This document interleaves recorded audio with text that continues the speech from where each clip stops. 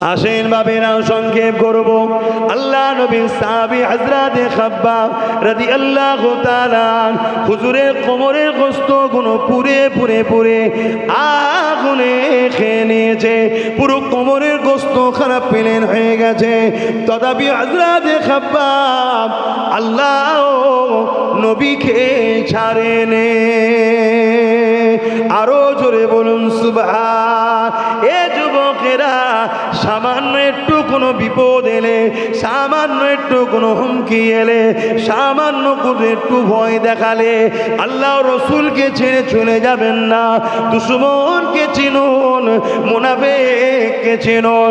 মনে রাখবেন, প্রকাশ্য দুশমন যত বড়ই হোক না কেন, তার সঙ্গে বিজয় হওয়া সাকসেসফুল। কিন্তু মুনাফিক ছদ্মবেশী বন্ধু সেজে যদি দুশমন হয়, সে তোমাকে বড় গভীর গাড্ডায় ফেলে দেবে। ওই গভীর গাড্ডায় পড়ে গেলে ওখান থেকে আর কখনো উঠতে পারবে না। এই মনে রাখবেন, প্রকাশ্য দুশমন যেমন দুশমন, ছদ্মবেশী মুনাফিক কেউ আছে নাকি খুঁজে বার করতে হবে। কেননা যুগে যুগে আমার নবীর উম্মতের ক্ষতি এই মুনাফিকদের দ্বারাই হয়েছে। এই আমি সতর্ক বারবার করে দিয়ে যাই, আর এই সতর্ক যতবার করি, ওই মুনাফিক কোনো ততবার আমার বিরুদ্ধে সমালোচনা করে। আল্লাহ নবীর সাথে হযরতে আবু বকর সিদ্দিক দাঁড়িয়ে গেলেন। আল্লাহ পাকের কাবা শরীফের পাশে দাঁড়িয়ে গিয়ে এলাকার মানুষদেরকে লক্ষ্য করে বলতে লাগলেন, এ আমার প্রতিবেশীরা, এ আমার এলাকার মানুষেরা, আমি আবু বকরকে আপনারা কোন নজরে দেখেন? সবাই হযরত আবু বকরকে খুব ভালো নজরে দেখতো। কেন? উনি জাহিলিয়াত যুগের মানুষ হলেও জিহালাতের সঙ্গে ওনার কোনো সম্পর্ক ছিল না। কেন? উনি দ্বীনে ইব্রাহিমে ছিলেন। এজন্যে সবাই বলতে লাগলো, আবু বকর আপনি খুব ভালো মানুষ, আপনার আখলাক চরিত্র তো কোনো কথা বলা যাবে না। অবশ্যই আপনার আখলাক চরিত্র কোনো দাগ নাই, আপনি খুবই ভালো মানুষ। হযরত আবু বকর সিদ্দিক তখন বলতে লাগলেন, তাহলে শোনো, ইনি হলেন মুহাম্মদ রাসূলুল্লাহ, ইনাকে আমি রসুল বলে মেনে নিয়েছি। ইনি যে রবের মেসেজ দিচ্ছে, ওই মেসেজ ইব্রাহিম নবীও দিয়েছিলেন, ওই মেসেজ তামাম নবীরা দিয়েছিলেন। আমি মেনে নিয়েছি লা ইলাহা ইল্লাল্লাহ মুহাম্মাদুর রাসূলুল্লাহ। তোমরাও ইনাকে রসুল হিসাবে মেনে নাও। আল্লাহ, তারা কেউ মেনেছিল? হে নজওয়ানেরা, তারা কেউ মানল না। উপরন্ত বড় বড় পাথর নিয়ে হযরত আবু বকর সিদ্দিককে ছুঁড়ে ছুঁড়ে মারে। ওই পাথরের আঘাত লেগে হযরত আবু বকর সিদ্দিক হুজুরের শরীর দিয়ে রক্ত ঝরতে লেগেছে। এত মারা মেরেছিল কাবা জমিনে, আবু বকর সিদ্দিকের রক্ত টপিয়ে টপিয়ে পড়ে। হযরত আবু বকর সিদ্দিকের শরীর থেকে এত রক্ত বেরিয়েছিল, কাবা জমিনে আবু বকর সিদ্দিক অজ্ঞান হয়ে পড়ে গেল। এ যুবকেরা, তরুণেরা, ওই বেঈমান নিষ্ঠুর পাষাণেরা সেদিন আমার নবী পাককেও তারা মেরেছিল। একদিকে আবু বকর সিদ্দিক অজ্ঞানে পড়ে রইল, আর একদিকে আল্লাহ রাসূল অজ্ঞানে পড়ে রইল। তামিম বলে একটা গোত্র আছে, ওই গোত্রে মানুষেরা আবু বকর সিদ্দিককে তুলে নিয়ে তার ঘরে মায়ের কাছে পৌঁছে দিল, কিন্তু আল্লাহ নবীকে কেউ দেখলো না। মনে রাখবেন, অনেক কষ্ট করে ইসলাম এসেছে, সেই ইসলামের ক্ষতি করার ষড়যন্ত্র তো ইসলামের দুশমনরা করবে, কিন্তু আমরা মুনাফিক মুসলমান সেজে তাদেরকে বহু সহযোগিতা করেছি। তাই তো তারা আজকে ক্ষমতা দেখিয়ে ক্ষতি করার জন্য আজকে তো সাহস পেয়েছে।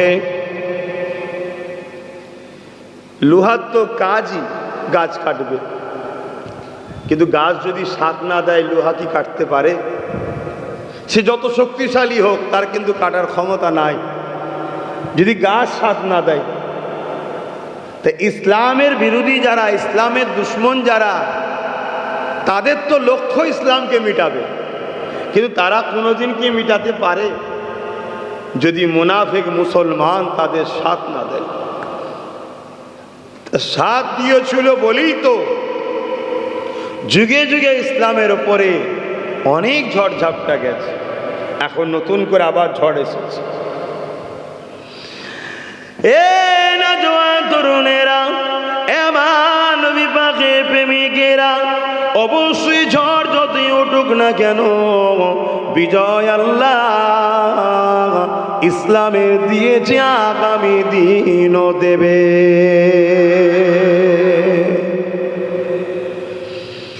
এ না জওয়ান তরুণেরা, হযরত আবু বকর সিদ্দিক এইভাবে মায়ের কোলে দোয়াজ্ঞানে শুয়ে রয়েছে, মায়ের কোলে মাথা দিয়ে মা চোখের পানি ফেলতে ফেলতে হযরত আবু বকর সিদ্দিকের রক্তগুলো বালিকণাগুলো পরিষ্কার করতে লেগেছে।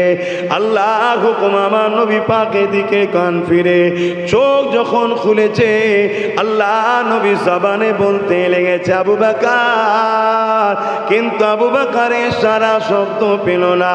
এই নবী আমার আসমানের দিকে হাতটা তুলে বলে, ও রব্বি আল্লাহ পাক, একজন ব্যক্তি আমার পাশে দাঁড়িয়েছে আবু বকর, তাকে আপনি তুলে নেবেন না আল্লাহ, তাকে আমার সাথী বানান আল্লাহ, তাকে আমার বন্ধু বানিয়ে দেন আল্লাহ, তাকে আমার সাথে রাখেন আল্লাহ। এই বলে নবী আমার দোয়া করতে লেগেছে। নবী পাকের দোয়া দেরি হলো না, ওদিকে মায়ের কোলে আবু বকর ও চোখ খুলে দেখতে লেগেছে। এ যুবকেরা, তরুণেরা, আল্লাহ ভালো জানে আবু বকর অজ্ঞান ছিল না মারা গিয়েছিল, আল্লাহ ভালো জানে।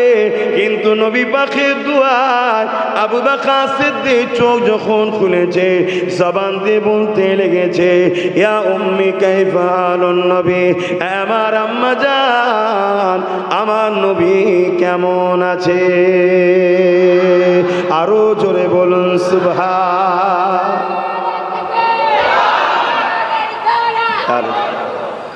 একদিকে রসুলে পাক চোখ খুলে সিদ্দিক আকবরকে খোঁজ করলো, সিদ্দিক আকবর চোখ খুলে তিনার রসুল, তিনার শাহিনশাহ, তিনার নেতার খোঁজ করলো। দুজনে কেউ নিজের দিকে তাকালো না। এটা হলো প্রেম। জোরে বলুন সুবহান।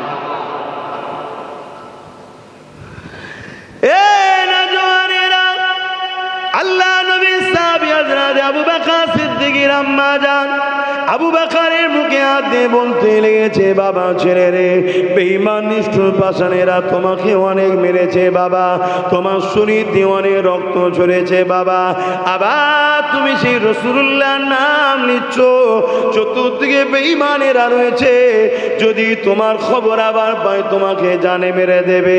হযরত আবু বকর সিদ্দিক মায়ের হাতটা আদবের সঙ্গে সরিয়ে দিয়ে মাকে বলতে লেগেছে, আম্মা জান, যেমন মাছ পানি ছাড়া বাঁচতে পারে না, আমি আবু বকর রাসূল ছাড়া বাঁচতে পারবো না। এ নওজোয়ান তরুণেরা, আল্লাহ নবী সাহাবী হযরত আবু বকর সিদ্দিকের এই কথাটা শোনার পরে ওই সময় মা বলতে লেগেছে, বাবা ছেলে, কি এমন রয়েছে তোমার রাসূলুল্লাহর মধ্যে, কি এমন মায়া মমতা তোমার রাসূলুল্লাহর জন্য এত তোমার? ওই সময় আবু বকর সিদ্দিক বলেছিলেন, আমার নবী পাকের মধ্যে পৃথিবীর সমস্ত ভালো গুণের উৎস হলো মুহাম্মদ রাসূল। আমার নবীর মতো নেতা আসেনি, আসবে না, আমার নবীর মতো সাইন্সা আসেনি, আসবে না, আমার নবীর মতো উত্তম আদর্শওয়ালা বাবা আসেনি, আসবে না, আমার নবীর মতো উত্তম রাষ্ট্রদূত আসেনি, আর আসবে না, আমার নবীর মতো উত্তম আখলাকওয়ালা মানুষ পৃথিবীর জমিনে আসেনি, আর আসবে না। আমার রাসূলুল্লাহকে আমি বড় ভালোবাসি। এই কথা যখনই বলেছে মা তখন বলতে লেগেছে, বাবা চলো তোমাকে তোমার নবীর কাছে নিয়ে যাব। হযরত আবু বকর সিদ্দিক চলতে পারছেন, এত শরীর দিয়ে রক্ত বেরিয়েছে, মায়ের ওপরে ভর দিয়ে পা দুটো বালিতে খিসড়ে খিসড়ে আল্লাহ নবীর দিকে যেতে লেগেছে। যখনই হুজুরের ঘর হুজরা মোবারক দেখতে পেয়েছে, সঙ্গে সঙ্গে আবু বকর সিদ্দিক বলে, একটা ইমানি জোশ যে ভাষাটাকে আমরা বলি, শরীরে একটা গায়েবী পাওয়ার এসে গেল। হাত খানা মায়ের উপর থেকে তুলে নিয়ে ইয়া রাসূলুল্লাহ ইয়া রাসূলুল্লাহ বলে আওয়াজ দিতে দিতে আল্লাহ নবীর হুজরা মোবারকের দিকে ছুটতেছে। এ নওজোয়ান তরুণেরা, আল্লাহ নবী আওয়াজটা পেয়ে হুজরা মুবারক থেকে বেরিয়ে হযরত আবু বকরকে দেখে নবী আমার আগিয়ে আসতে লেগেছে। এদিকে আবু বকর ছুটতে লেগেছে, দুটো হাত কেমনি করে দিয়েছে আল্লাহ নবী আবু বকরকে আমার রাসূলুল্লাহর সিনাতে আর এমন করে পড়ে গিয়ে জড়িয়ে ধরে ফেলেছে। আল্লাহ নবী বললেন, বাবা আবু বকর, শরীর দিয়ে এখনো তোমার রক্ত বেরোচ্ছে, নিজের কি শরীরের কথা মনে পড়ে না? ইয়া রাসূলুল্লাহ হাবিবাল্লাহ, জিনার কুদরতিয়াতে আবু বকরের জান রয়েছে। যখন আমি ঘরে ছিলাম যন্ত্রণা ব্যথা অনুভব করছিলাম, আপনার নূরের চেহারা দেখার সাথে সাথে আমি আবু বকর আমার ব্যথা বেদনা যন্ত্রণা সবটাই ভুলে গেছি। আরো জোরে বলুন সুবহান। কি মহব্বত তিনাদের ছিল। আর আমাদের নবীর উপরে মহব্বত, বলুন আমাদের নবীর উপরে মহব্বত কর। হ্যাঁ, আজ আমরা এত ফিতনা, এত ফাসাদে, এত মুসিবতের মধ্যে আমরা পড়ছি, কারণ কি? কারণ তো একটাই, আল্লাহর রহমত আমাদের উপর থেকে উঠিয়ে নেওয়া হয়েছে। আল্লাহর রহমত আমাদের উপর থেকে উঠে গেছে, আর আমরা নিজেরা নিজে হাতে করেই তো উঠিয়ে দিয়েছি। আল্লাহর রহমতটা কি? ওমা আরসালনাকা ইল্লা রাহমাতাল লিল আলামিন। আল্লাহর রহমতটা হলো হুজুর পাক সাল্লাল্লাহু আলাইহি সাল্লাম। জোরে বলুন সুবহানাল্লাহ। আল্লাহ তো নিজে বলছেন সূরা আম্বিয়ার মধ্যে, আমি আমার হাবিবকে তামাম আলমের জন্য রহমত ও দয়া করে পাঠিয়েছি। জোরে বলুন সুবহানাল্লাহ। সেই নবীকে আমরা আমাদের থেকে সরিয়ে দিয়েছি, সেই নবীর আখলাক চরিত্র আদর্শ আমাদের জীবন থেকে সরিয়ে দিয়েছি। এই জন্যেই তো আজ আমরা বিপদগ্রস্ত। আমার নবীর আখলাক কি? আমার নবীর আদর্শ কি? আমার নবী যে রাস্তা দিয়ে যেত, ওই রাস্তাতে এক অমুসলিম মহিলা কাঁটা বিছিয়ে দিত। কেন? যাতে করে আমার রসুল পাক সাল্লাল্লাহু আলাইহি ওয়াসাল্লামের পায়ে কাঁটা ফোটে, আমার রসুল কষ্ট পাবে আর সে আনন্দ পাবে। আল্লাহ নবী সেই কাঁটাকে নিজে হাতে পরিষ্কার করে চলে যেতেন। কোনো দিনের জন্য ওই মহিলা মাকে, বয়স্ক মহিলাকে কোনো দিনের জন্য কিছু বলেনি। একদিন মহিলা অসুস্থ, কাঁটা বিছয়নি। আল্লাহ নবী খোঁজ নিতে গেছে মহিলার, তার বাড়িতে গিয়ে বলছেন, মা আপনি কেমন আছেন? শুনলাম অসুস্থ। মহিলা বলছে, তুমি আমায় চেনো? হ্যাঁ মা আমি চিনি, আপনি তো রোজই কাঁটা বিছান আমার রাস্তায়। বাবা এত যখন তোর ক্ষতি চায়, তুই আমার ভালোর খোঁজ নিতে এসছিস। আল্লাহ নবী বললেন, মা আপনি আমার ক্ষতি করতে পারেন, আমি মুহাম্মদ আপনার জন্য রাহমাতাল লিল আলামিন। জোরে বলুন সুবহানাল্লাহ। আমি তো আপনারও রসুল, সেই নবী আমাদের। আজকে আমাদের আদর্শ কোথায়? আমরা অন্য মানুষকে দূরের কথা, আমরা নিজেদের ভাইকে ভালোবাসতে পারি না, নিজের কলেমা পড়া ভাইকে ভালোবাসতে পারিনি। আর অথচ আমার রসুল পাক সাল্লাল্লাহু আলাইহি সাল্লামের আখলাক আদর্শ কত সুন্দর।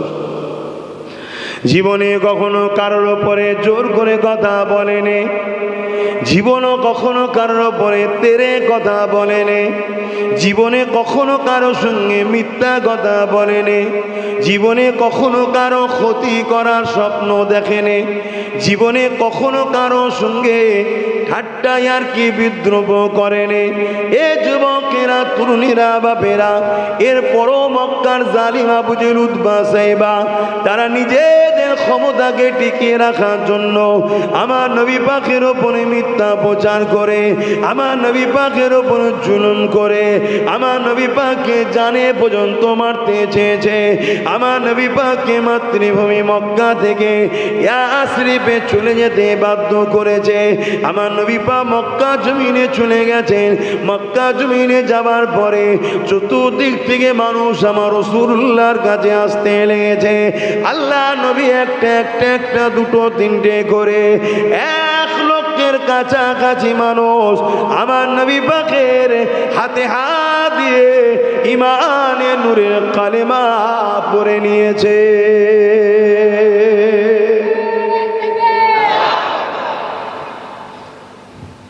আল্লাহ নবী এবারে চাইছেন আমি কাবা তওয়াফ করব।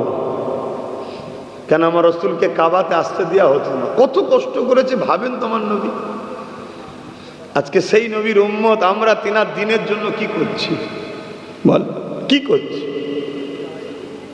এরকম কঠিন বিপদের সময়তেও আমরা উম্মতে মুহাম্মাদি আমার নবীর দিনের কথা এখনো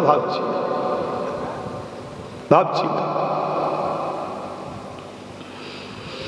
আল্লাহ নবী সাহাবা হুজুরদিগকে নিয়ে আলোচনা করলেন, বাবারা আমি আল্লাহর কাবা তওয়াফে নিয়ত করছি। বাবা সাহাবা হুজুররা বললেন, ইয়া রাসূলুল্লাহ, হাবিবাল্লাহ, আমরা আপনার সঙ্গে তওয়াফ করতে যাব।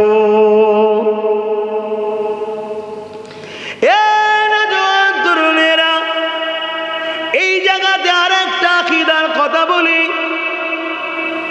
আর এক বছর আল্লাহ নবী সাহাবা হুজুরদিগকে নিয়ে কাবা তওয়াফ করতে এসেছিলেন।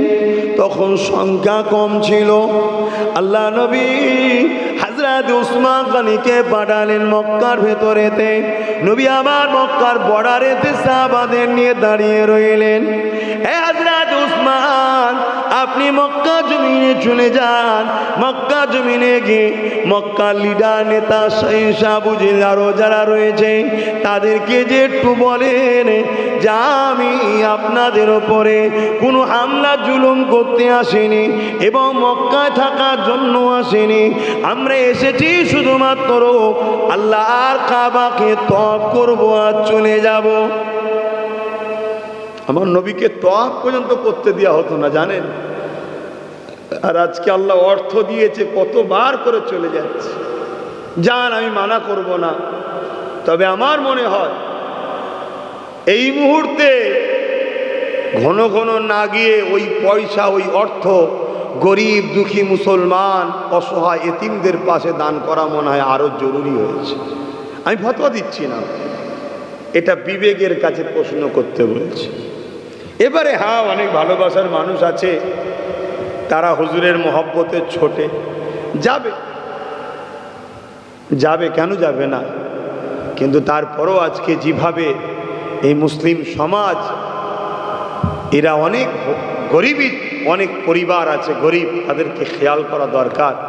এতে হুজুরের কাছে তো যাচ্ছেন, ইনশাল্লাহ হুজুর রুহানিভাবে আপনার কাছে এসে দিদারটাও দেবে। জোরে বলুন সুবহানাল্লাহ।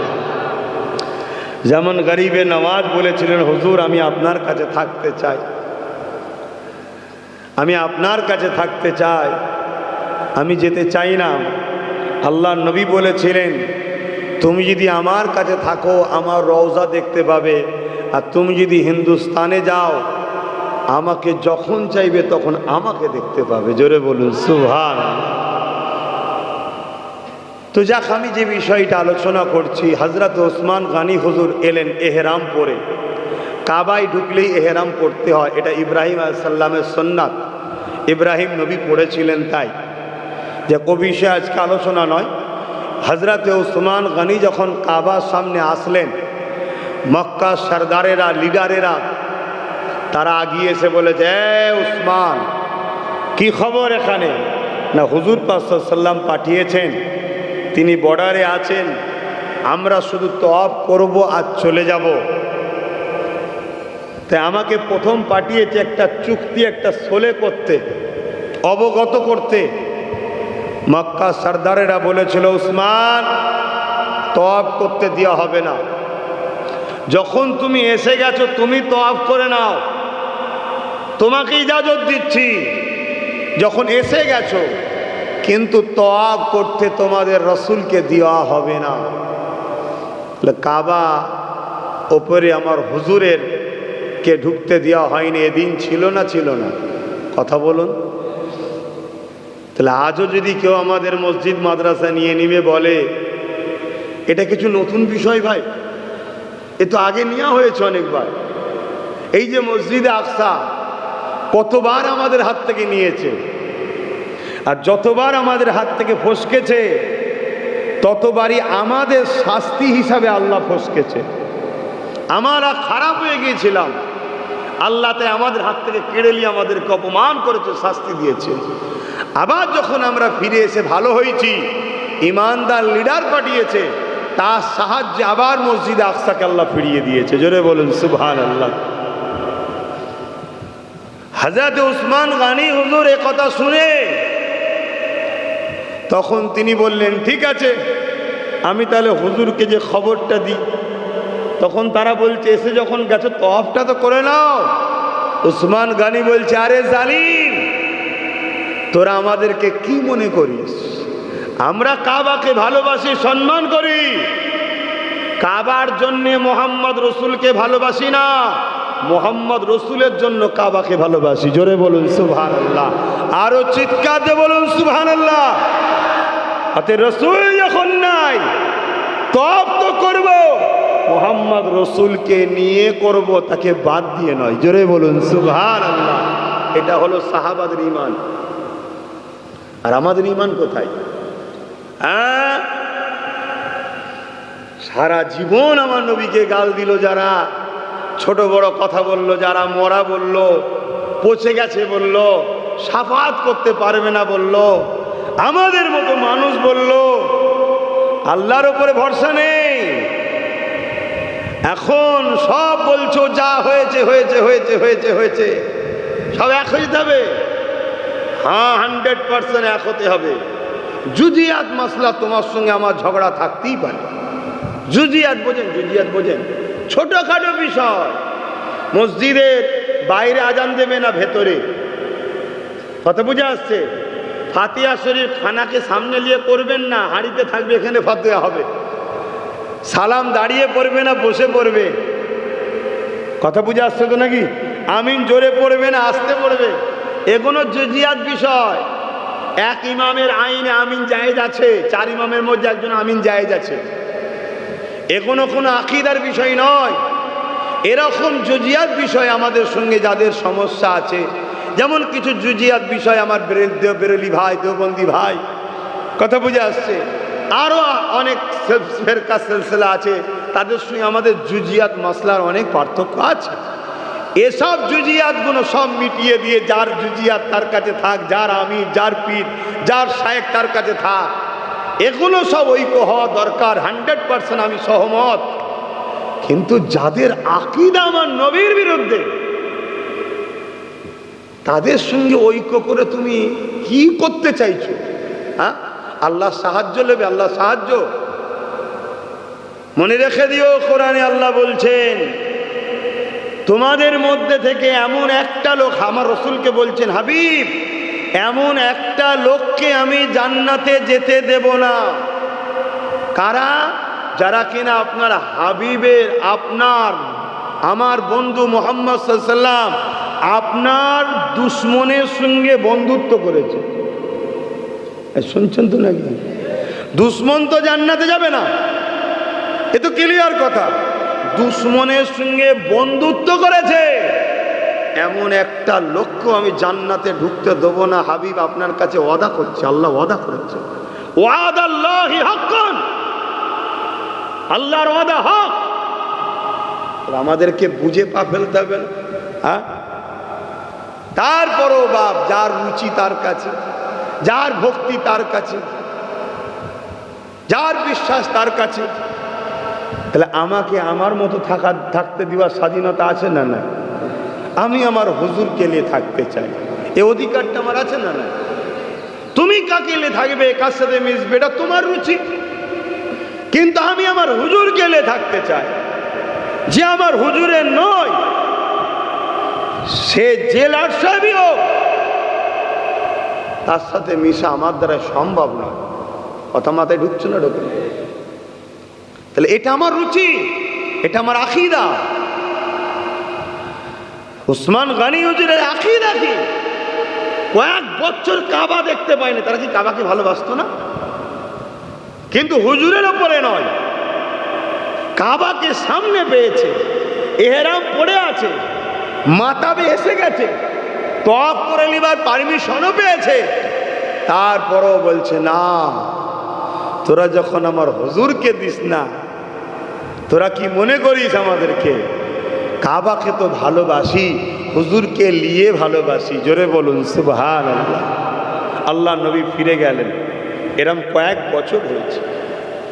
তারপরে একদিন 1 লক্ষ কম বেশি সাহাবাকে নিয়ে নবী আসছে মক্কায় তওয়াফ করতে। মক্কা থেকে কিছুটা দূরে আগে এসে আল্লাহ নবী দাঁড়িয়ে গেলেন, হঠাৎ করে সাহাবাদেরকে নিয়ে দাঁড়িয়ে গেলেন। বীজখানে আরো অনেক ঘটনা ঘটেছে ভাই, সব বলতে গেলে আমি এই আলোচনা করতে পারবো না। আম্মা জানের কবর জিয়ারত করেছেন, এখন তো সব জিয়ারতের বিরুদ্ধে। অনেকে আবার বলে কি, যারা কবর জিয়ারত করে তারা নাকি মানব পূজারী। কি বলে একটু বলবেন তো? শুনেছেন না শোনেননি?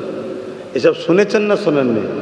তাহলে মানব পূজারী যারা কবর জিয়ারত করে, তাহলে রসুল কবর জিয়ারত করেছে, এদের ভাষায় নবী কি? মাথায় ঢুকছে? যারা নবীকে মানব পূজারী বলে, তাদের সঙ্গে মুখে মুখ দিয়ে কথা বলবো নাকি?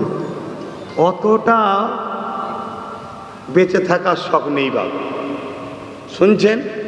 হ্যাঁ, এখন অনেক ইমানের জোশ বাড়বে বাপ, ইমানি দায়িত্ব এখন সব কিছু কিছু মানুষের চাঙ্গা হয়েছে। আগে ইমান কোথা ছিল? যখন পশ্চিম বাংলা সরকার মাদ্রাসা থেকে কোরআন তুলে দিল, জানেন? এগুলো জানেন? মাদ্রাসা পড়তে কোরআন তুলে দিয়েছে। এসব খবর রাখবেন না তো আপনারা, এসব খবর আপনাদের থাকবে না। আপনারা আপনাদের চোখে ওই একটা বলে না, কাছে পাওয়ার আর দূরে পাওয়ার একটা কি ব্যাপার আছে? আপনাদের সব কাছে পাওয়ার আছে, দূরে ভালো দেখেন, কাছেরটা দেখতে পান না, দূরে দেখতে পান। প্যালেস্টাইনে কি হয়েছে দেখতে পান। শুনছেন নাকি? হ্যাঁ, আমি দূরের দেখার বিরুদ্ধে নয়, ভালো জিনিস দেখো, কিন্তু আপনার ঘরের কাছে কি হয়েছে সেটা দেখতে পান না। মনে রাখবেন, যদি দূরের পৃথিবীর কোনো দেশে কোনো জায়গায় কোনো ইসলাম বিরোধী কাজ হয়, তার জন্য আল্লাহ যতটা না আমাদেরকে কৈফিয়ত নেবে, আমার ক্ষমতা যেখানে আছে, এখানে যদি ইসলাম বিরোধী কিছু হয়, এ বিষয়ে কিন্তু 100% খোঁজ নেবে আল্লাহ, কৈফিয়ত নেবে। কেন? তোর বাংলার মাদ্রাসা শিক্ষা থেকে কোরআন তুলে দিয়েছিল তোদের হুকুমাত, তুই প্রতিবাদ করিসনি কেন? কৈফিয়ত নেবে না? নেবে না। কিন্তু এই বিষয়ে খবরই নেই তোমার জাতির কাছে। যাক আল্লাহ আমাদেরকে হিদায়েত করেন, বলুন আমিন। এ নওজোয়ান তরুণেরা, আল্লাহ নবী দাঁড়িয়ে গেলেন, 1 লক্ষ কম সাহাবাদেরকেও দাঁড় করিয়ে দিলেন। দাঁড় করিয়ে দিয়ে নবী আমার বলতে লাগলেন, বাবারা আপনারা সবাই দাঁড়িয়ে যান বাবা, আমি মুহাম্মদ রাসূলুল্লাহ একা মক্কা জমিনে যাব। সাহাবা হুজুররা বলতে লাগলেন, ইয়া রাসূলুল্লাহ, হাবিবাল্লাহ, মক্কা মানুষেরা আপনার জানের দুশমন, তারা আপনাকে কতল করতে চেয়েছে, আপনাকে শহীদ করতে চেয়েছে। ইয়া রাসূলুল্লাহ, হাবিবাল্লাহ, অনেকবার তারা আপনাকে হজ না করতে দিয়ে ফিরিয়ে দিয়েছে। আজ আমরা 1 লক্ষর কাছাকাছি যুবক সাহাবী রয়েছে। ইয়া রাসূলুল্লাহ, হাবিবাল্লাহ, আমরা একসাথে যাব। আল্লাহ নবী বলেছেন, এই জন্যই তো তোমাদের বারণ করছে, আমি রাসূলুল্লাহ একা যাব। কেন? আমার পিছনে আজকে 1 লাখ রয়েছে, যাতে করে মক্কার মানুষ না দেখে ভয় খেয়ে যায়। হতে পারে অনেক মুনাফিক রয়েছে, যারা মক্কার মানুষকে গিয়ে জানিয়ে দেবে জলদি করে মক্কা ছেড়ে পালিয়ে যা, কেননা আব্দুল্লাহর বেটা মুহাম্মদ সাল্লাল্লাহু 1 লক্ষর উপরে সাহাবাদেরকে নিয়ে আসছে।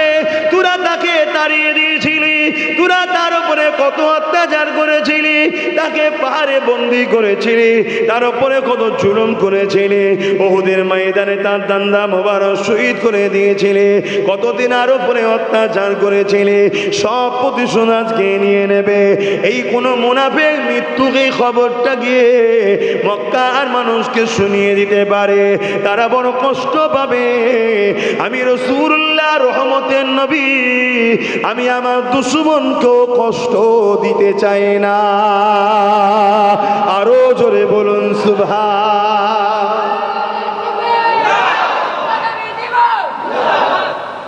তাহলে ভাবুন আমাদের নবীর দয়া কত। আমাদের নবী হলেন দয়া। আমাদের নবী কি? দয়া। আমাদের নবী হলো সাহায্যকারী। আমাদের নবী হলেন সাহারা। আমাদের নবী হলো ভালোবাসা। আমাদের নবী হলো প্রেম। আমাদের নবী হলো সম্প্রীতি। আমাদের নবী হলো মানববন্ধন। আমাদের নবী হলো ইনসাফ। আমাদের নবী হলো ইনসানিয়াত। আমাদের নবী হলো কল্যাণ। আমাদের নবী হলো এতিমদের সাহারা। আমাদের নবী হলো বিধবাদের সাহারা। আমাদের নবী হলো সমাজের শোষিত, লাঞ্ছিত, অসহায়, বঞ্চিত সর্বশ্রেণী, সর্বভাষা, সর্বদলের, সর্বধর্মের মানুষের সাহায্যের স্থল হলো মুহাম্মদ রসুল। জোরে বলুন সুবহানাল্লাহ। আজকে সেই নবীর উম্মত আমাদের আখলাক কি বলুন, আমাদের আদর্শ কি? আমার নবী পাক সাল্লাল্লাহু আলাইহি ওয়াসাল্লামের কথা শুনে সাহাবা হুজুররা অবাক হয়ে আমার নবীকে দেখছেন, সব দাঁড়িয়ে গেল। হুকুম তো হুকুম। আমার নবী একা যাচ্ছেন, পুরো মক্কা ফাঁকা। আপনারা সবই জানেন, আরো একবার শোনাতে চাইছি, অসুবিধা আছে? পুরো মক্কা ফাঁকা।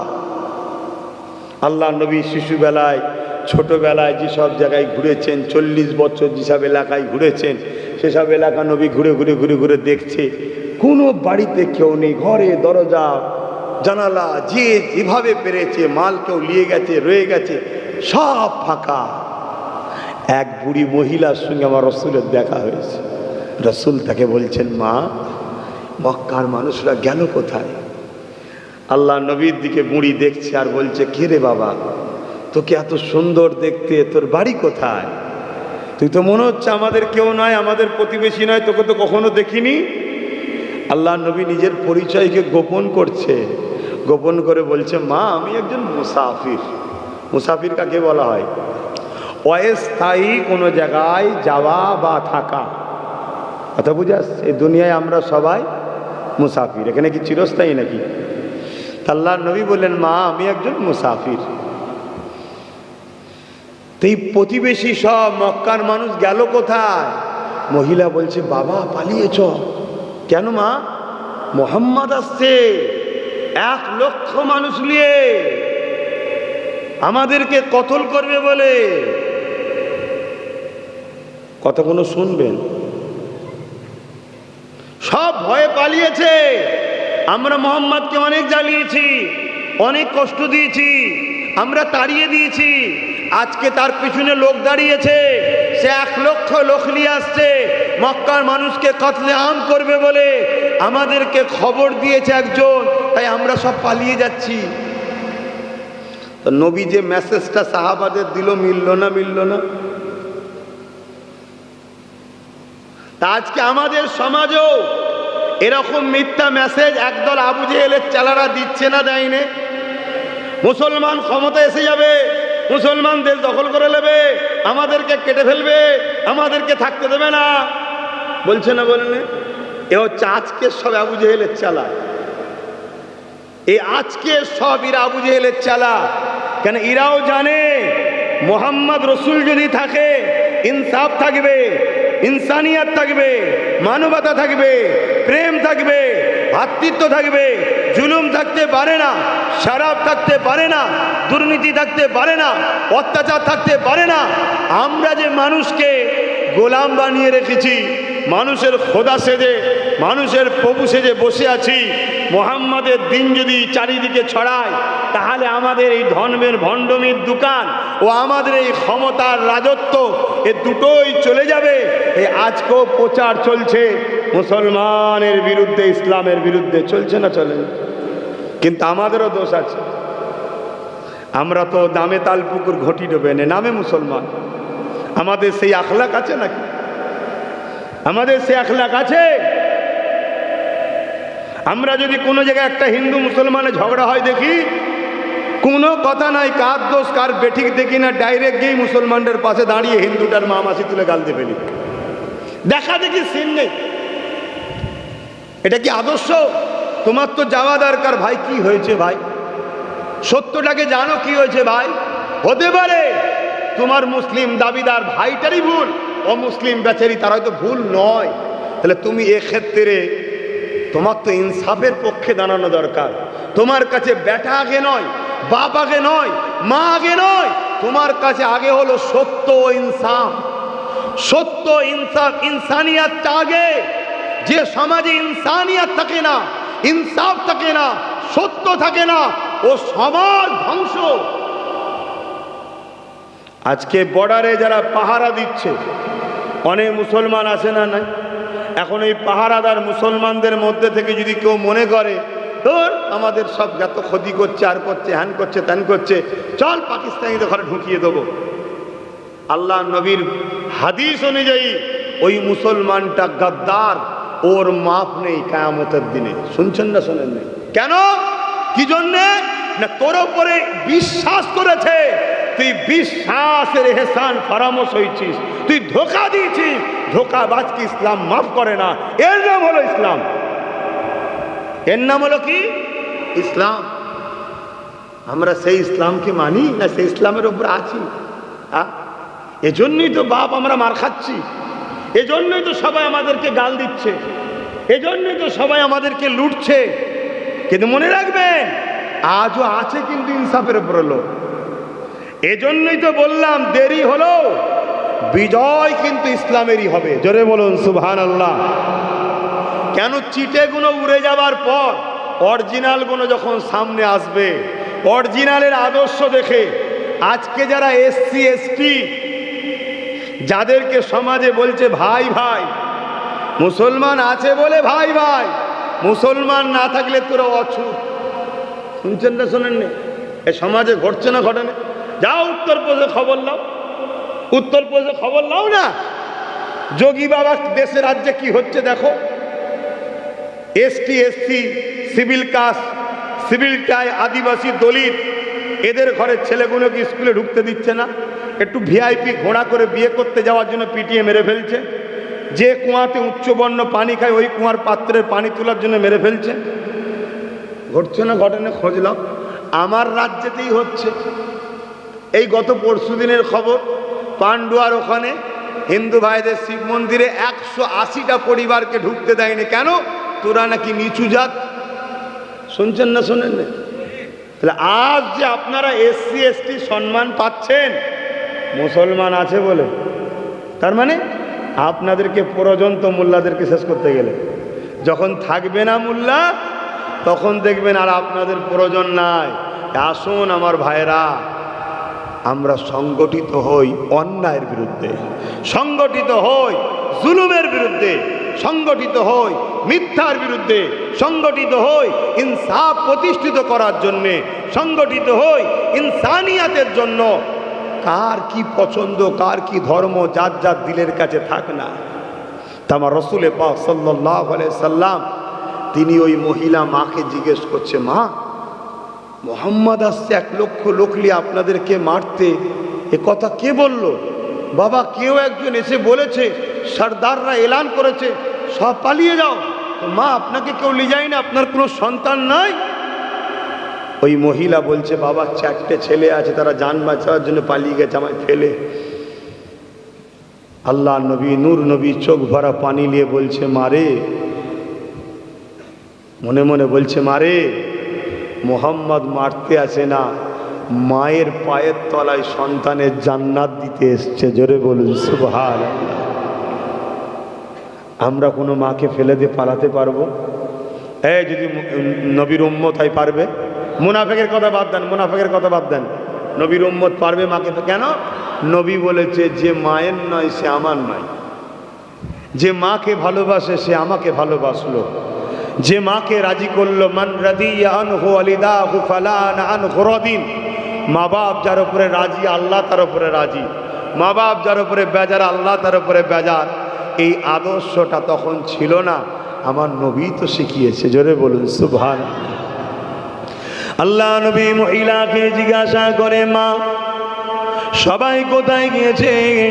ওই মহিলা বড় একটা পাহাড়কে লক্ষ্য করে দেখায়। ওই যে বিশাল পাহাড় দেখতে পাচ্ছ বাবা, ওই পাহাড়ের ওই পারে সবাই গিয়ে গোপনে আশ্রয় নিয়েছে, ওই জায়গায় গিয়ে লুকিয়ে পড়েছে। বাবা তুমি পালিয়ে যাও বাবা, না হয় তোমাকেও মুহাম্মদ মেরে দেবে। এই যে আমার নবী সম্বন্ধে মিথ্যা প্রচার সেদিন হয়েছিল, আজও হচ্ছে। কেননা আমার নবী জুলুম মিটিয়েছে, আজকে জালিমরাও নবীর বিরোধী করছে।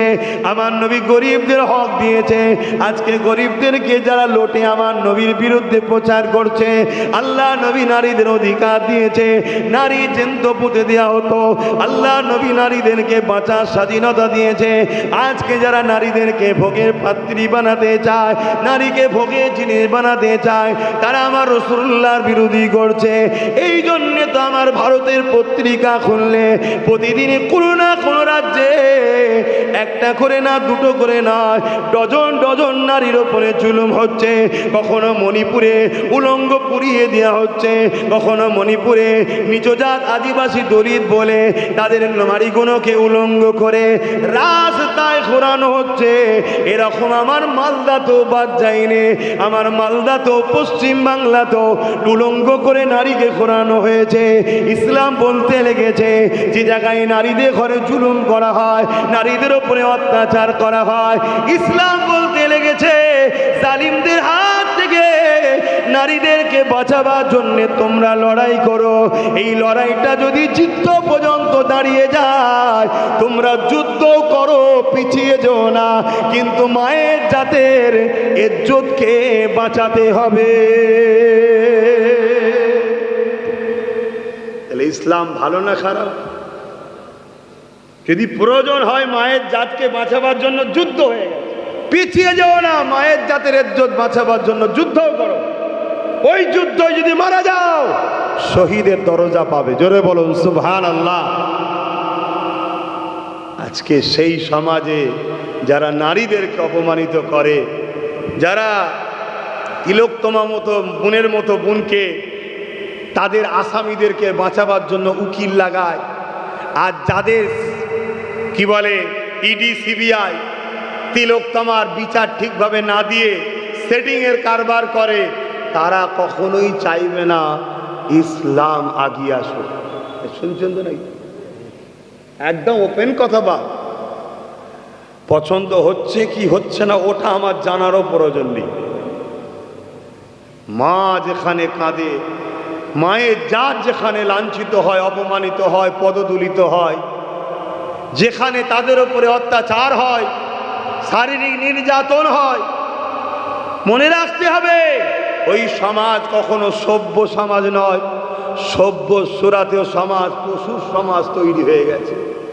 এই সমাজকে মনুষ্যত্বের সমাজে ফিরাতে গেলে মুহাম্মদ রাসূলের আদর্শে আমাদেরকে আদর্শিত হতে হবে। এজন্যই তো ইসলামের উপরে টার্গেট রে বাবা। আপনাদের কি গরমে কষ্ট হচ্ছে নাকি? না আমার আলোচনায় অসুবিধা হচ্ছে?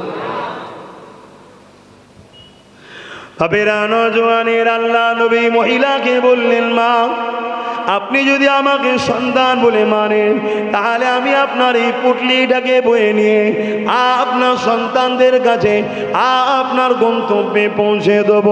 ওই মহিলা চোখ ভরা পানি ছলছল হয়ে গেল, আমার রাসূলুল্লাহর দিকে দেখতে লাগলো। কে রে বাবা, তোর মনে এত দয়া এত ময়া? আমি তো তোকে পেটে ধরি না, আমার পেটে ধরা 4টে ছেলে পালিয়ে গেল, আমার ময়া করলো না, আমার কি হবে একবারও দেখলো না। কে রে বাবা, বাবা তোর এত মায়া এত দয়া, তোর মা কতটা না সৌভাগ্যবান। অবশ্যই আমেনার মতো মা পৃথিবীতে আসেনি, আর আসবে না। এ যুবকেরা, তরুণেরা, বাবেরা, আল্লাহ নবীকে ওই সময় মহিলা ইজাজত দিল। আল্লাহ নবী মহিলার ভারী পুটলি ডাকে, আরে দোনো জাহানের সুলতান যিনি, তিনি মাথায় তুলে নিয়েছে। আর আজকে আমরা মিডিয়ায় কি দেখছি,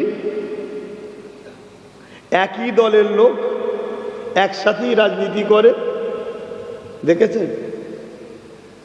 নিচু জাত বলে সামনে চেয়ারে বসেছে বলে এসে বলছে বেরো বেরো, ওই চেয়ারে যা, দূরে যা। দেখছেন না দেখেন না? আরে মিডিয়ায় দেখেছেন না দেখেন না? আর আল্লাহ নবী দোনো জাহানের বাদশা, একজন বুড়ি মহিলার পুটলি তুলছে, যার গলায় 3টে নকল খোদার মূর্তি আছে। একটার নাম লাত, একটার নাম উজ্জা, আর একটার নাম হবল। তার গলায় মূর্তি পাথরের। সেরকম একজন মহিলা যে আল্লাহ মানে না, উপরন্ত রসুলের কে ছোট বড় কথা বলছে। এ যুবকেরা, আল্লাহ নবী ওই মহিলার পুটলি খানা মাথায় করে নিয়ে আগিয়ে আগিয়ে যেতে লেগেছে। কিছুটা গায়ে উঁচুতে উঠতে লেগেছে।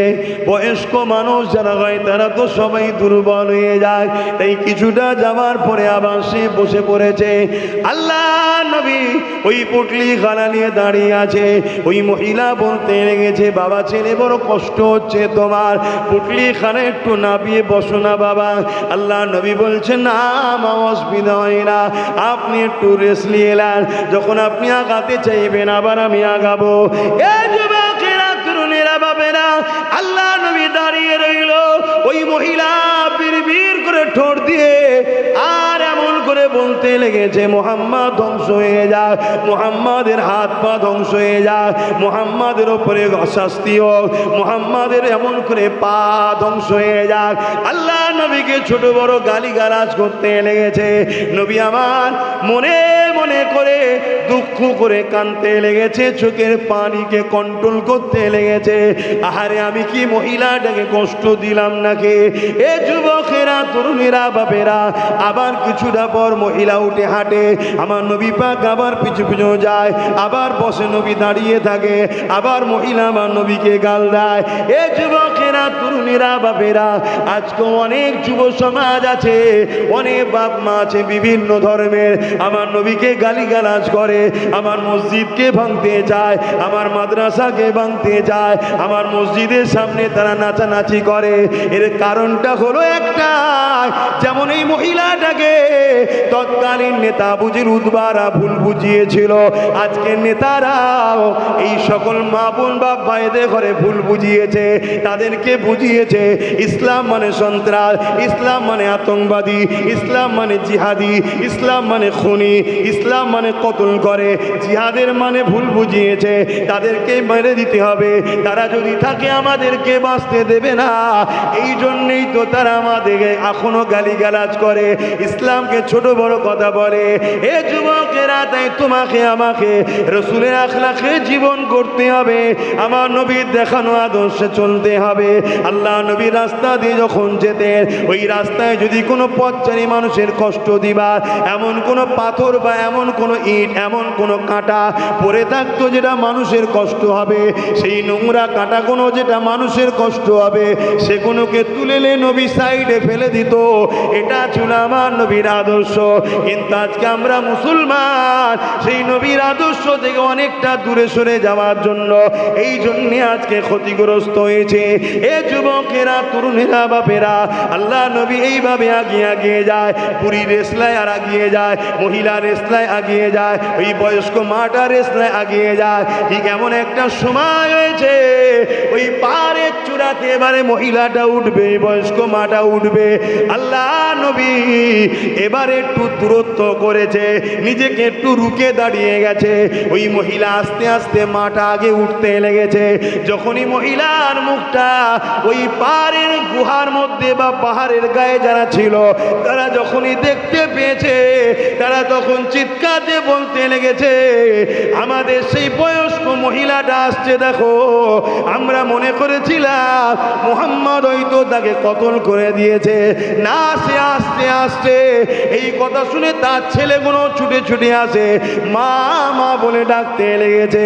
ওই মহিলা বলতে লেগেছে, তোরা আমাকে মা বলিস না, লাত উজ্জা আমাকে একটা বেটা মিলিয়েছে, সে তার যার উপাসনা করত তাকে ডাকছে, একটা বেটা মিলিয়েছে, সে আজ থেকে আমার বেটা কে মাকে ওই দেখো আসছে। এবারে আমার রাসূলুল্লাহ উঠতে লেগেছে, যেমন সকালে সূর্য ওঠে বা চাঁদ ওঠে বোঝাবার জন্যে বলছি। আমার নবী পাকের চেহারাখানা দেখে যারা চেনে না অবাক হয়ে রয়েছে, কিন্তু যারা সর্দার যারা চেনে তারা সব অবাক হয়ে গেছে। মারে তুমি কাকে নিয়ে এসেছো? ওই মহিলা তখন আমার নবীর প্রশংসা করতে লেগেছে, এত সুন্দর আখলাক, এত সুন্দর কথাবার্তা, এত সুন্দর ব্যবহার, পরিচয় তো আমাকে দেয়নি, কি ভালো সন্তানটা। এ যুবকেরা, তরুণীরা, বাপেরা সবাই বলে উঠতে লেগেছে, মারে যার জন্য আমরা চলে এলাম ইনি হলো সেই মুহাম্মাদুর রাসূল। আরো জোরে বলুন সুবহান।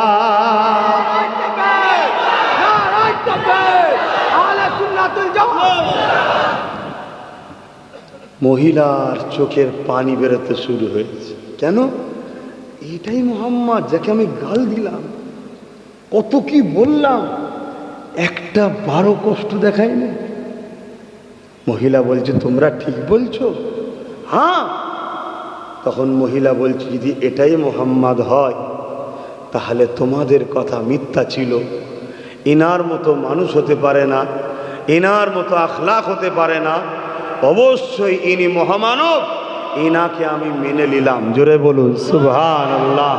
ওইখানে যতজন ছিল তারা সবাই আমার রসুলের হাতে হাত দিলেন, আমার নবীকে নবী বলে মেনে ইমানের কলেমা পড়লেন। জোরে বলুন সুবহানাল্লাহ। আরো চিৎকার দিয়ে বলুন সুবহানাল্লাহ। অস্ত্র দিয়ে, জোর দিয়ে, বোম দিয়ে, বন্দুক দিয়ে, অন্য কারা কি করেছে আমি জানি না, তবে চ্যালেঞ্জের সাথে বলছি, ইতিহাসের পাতা উল্টে উল্টে দেখো, ইসলাম বিজয় হয়েছে যুগে যুগে তরোয়ালের জোর দিয়ে নয়, বোমের জোর দিয়ে নয়, বন্দুকের জোর দিয়ে নয়, ম্যান পাওয়ারে নয়, মানি পাওয়ারে নয়, ম্যান্ডেট পাওয়ারে নয়। ইসলাম বিজয় হয়েছে যুগে যুগে আমার নবীর আখলাক, আদর্শ, চরিত্র দেখে। জোরে বলুন সুবহানাল্লাহ। যে আমেরিকা পুরো পৃথিবীর দাদা সেজে বসে আছে, পুরো পৃথিবীতে একে অপরকে লড়াচ্ছে, বিনিময়ে অস্ত্র বিজনেস করছে, একেও অস্ত্র দিচ্ছে, ওকেও অস্ত্র দিচ্ছে, মারপিট তুলে যদি না করি অস্ত্র বিক্রি করব কি করে? আজকে সেই আমেরিকাতে বুশ বলেছিল, আমার আমেরিকাতে ইসলামকে রাখবো না। মহান সৃষ্টিকর্তা ওই বুশেরই কন্যাকে কোরআনের হাফেজা বানিয়েছে। জোরে বলুন সুবহানাল্লাহ।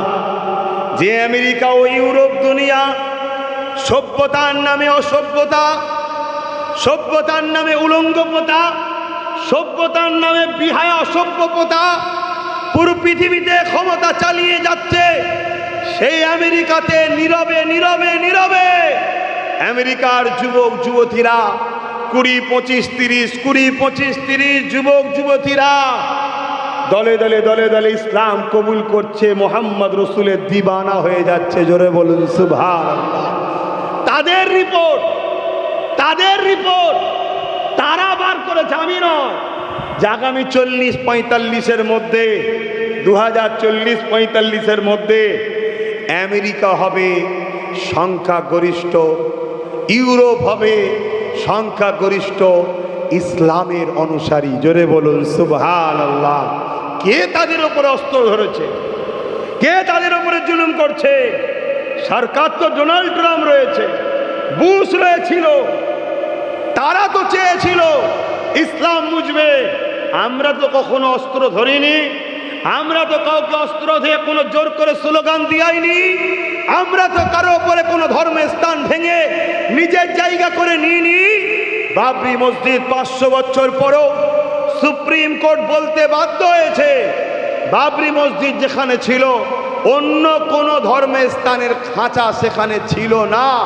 তারপরেও মানুষের আস্থাতে আমি রায় দিচ্ছি।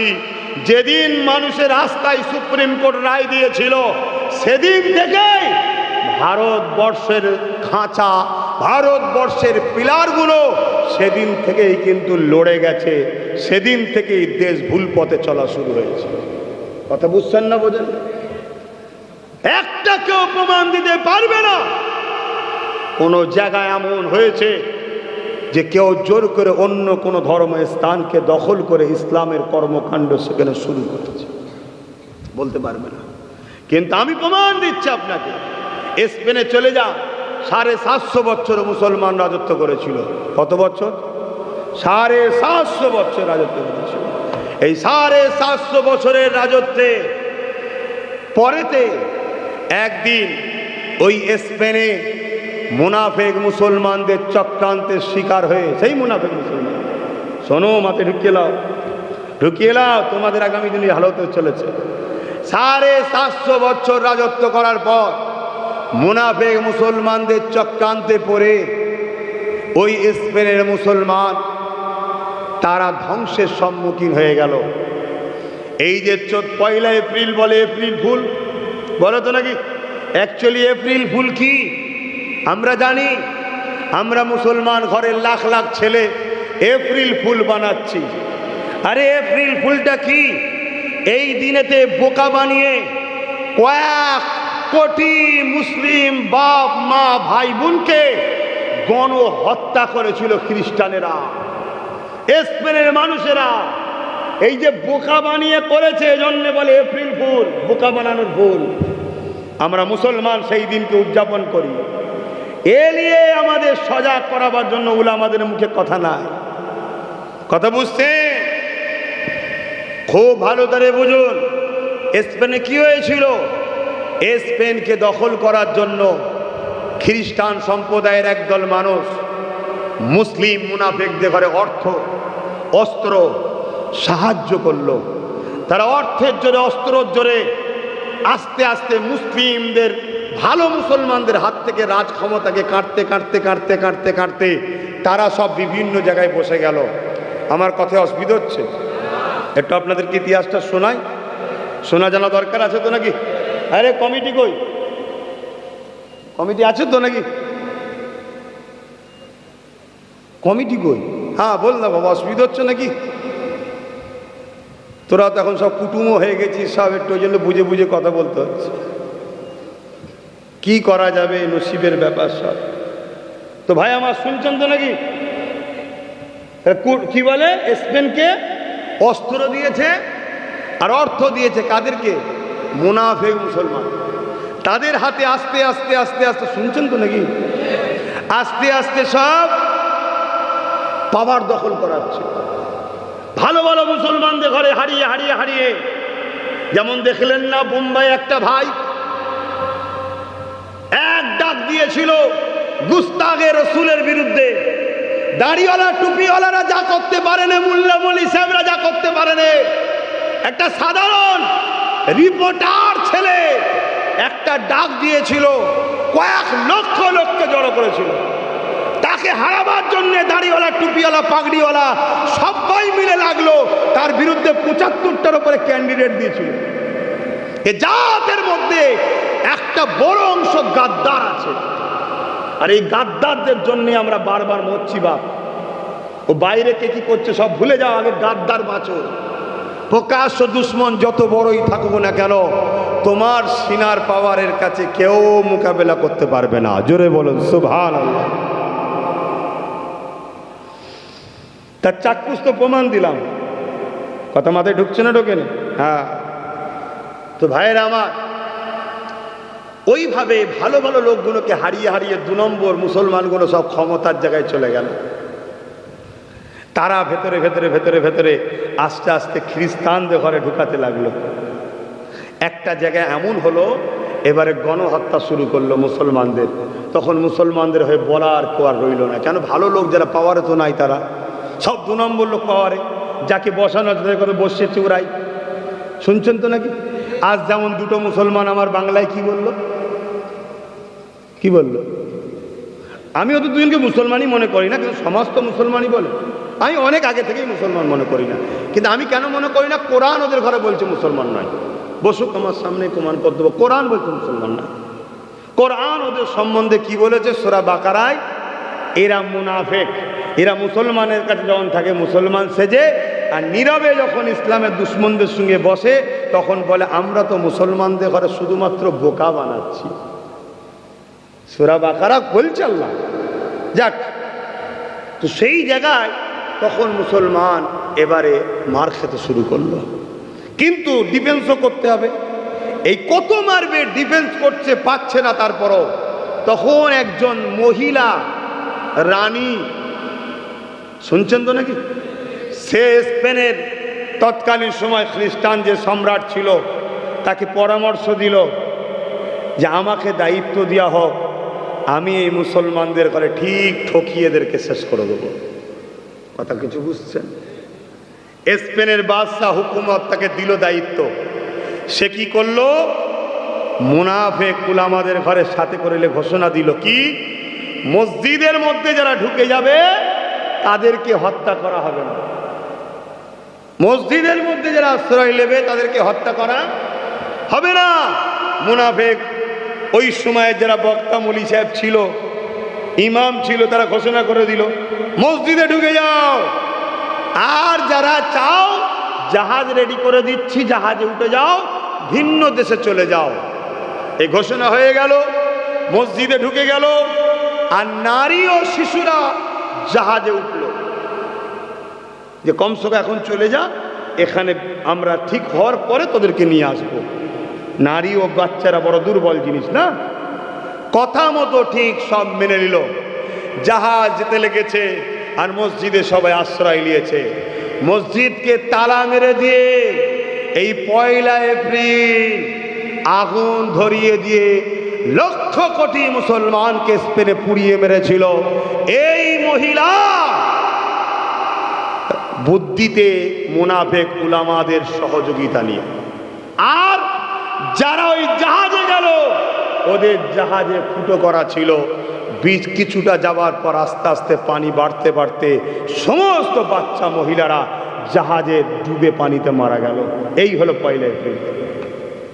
তাহলে আজও আমাদেরকে বোকা বানানো হচ্ছে, আজও আমাদেরকে বিভিন্নভাবে বাধা হচ্ছে, আজও আমাদেরকে ছদ্মবেশে দরদি মেকি দরদি দেখিয়ে ঘুমটার আড়ালে আমাদেরকেও আজকে শেষ করার পরিকল্পনা করা হচ্ছে।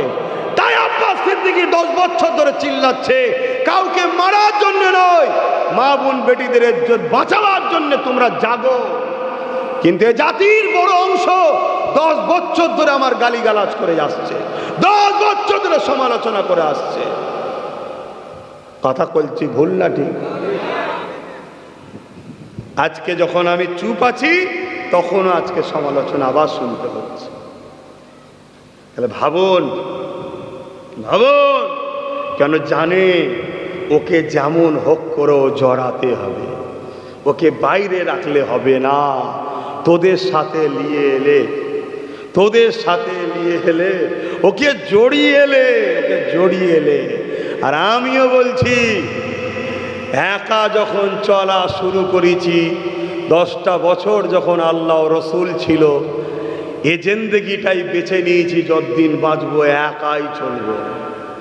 তাতে ভালো লাগলে থাকবে, যার মন যাবে, যার ভালো লাগবে না থাকবে না। তবে হ্যাঁ, কেউ যদি ভালো কাজ করে তার সাপোর্ট করব, বিরোধী করব না।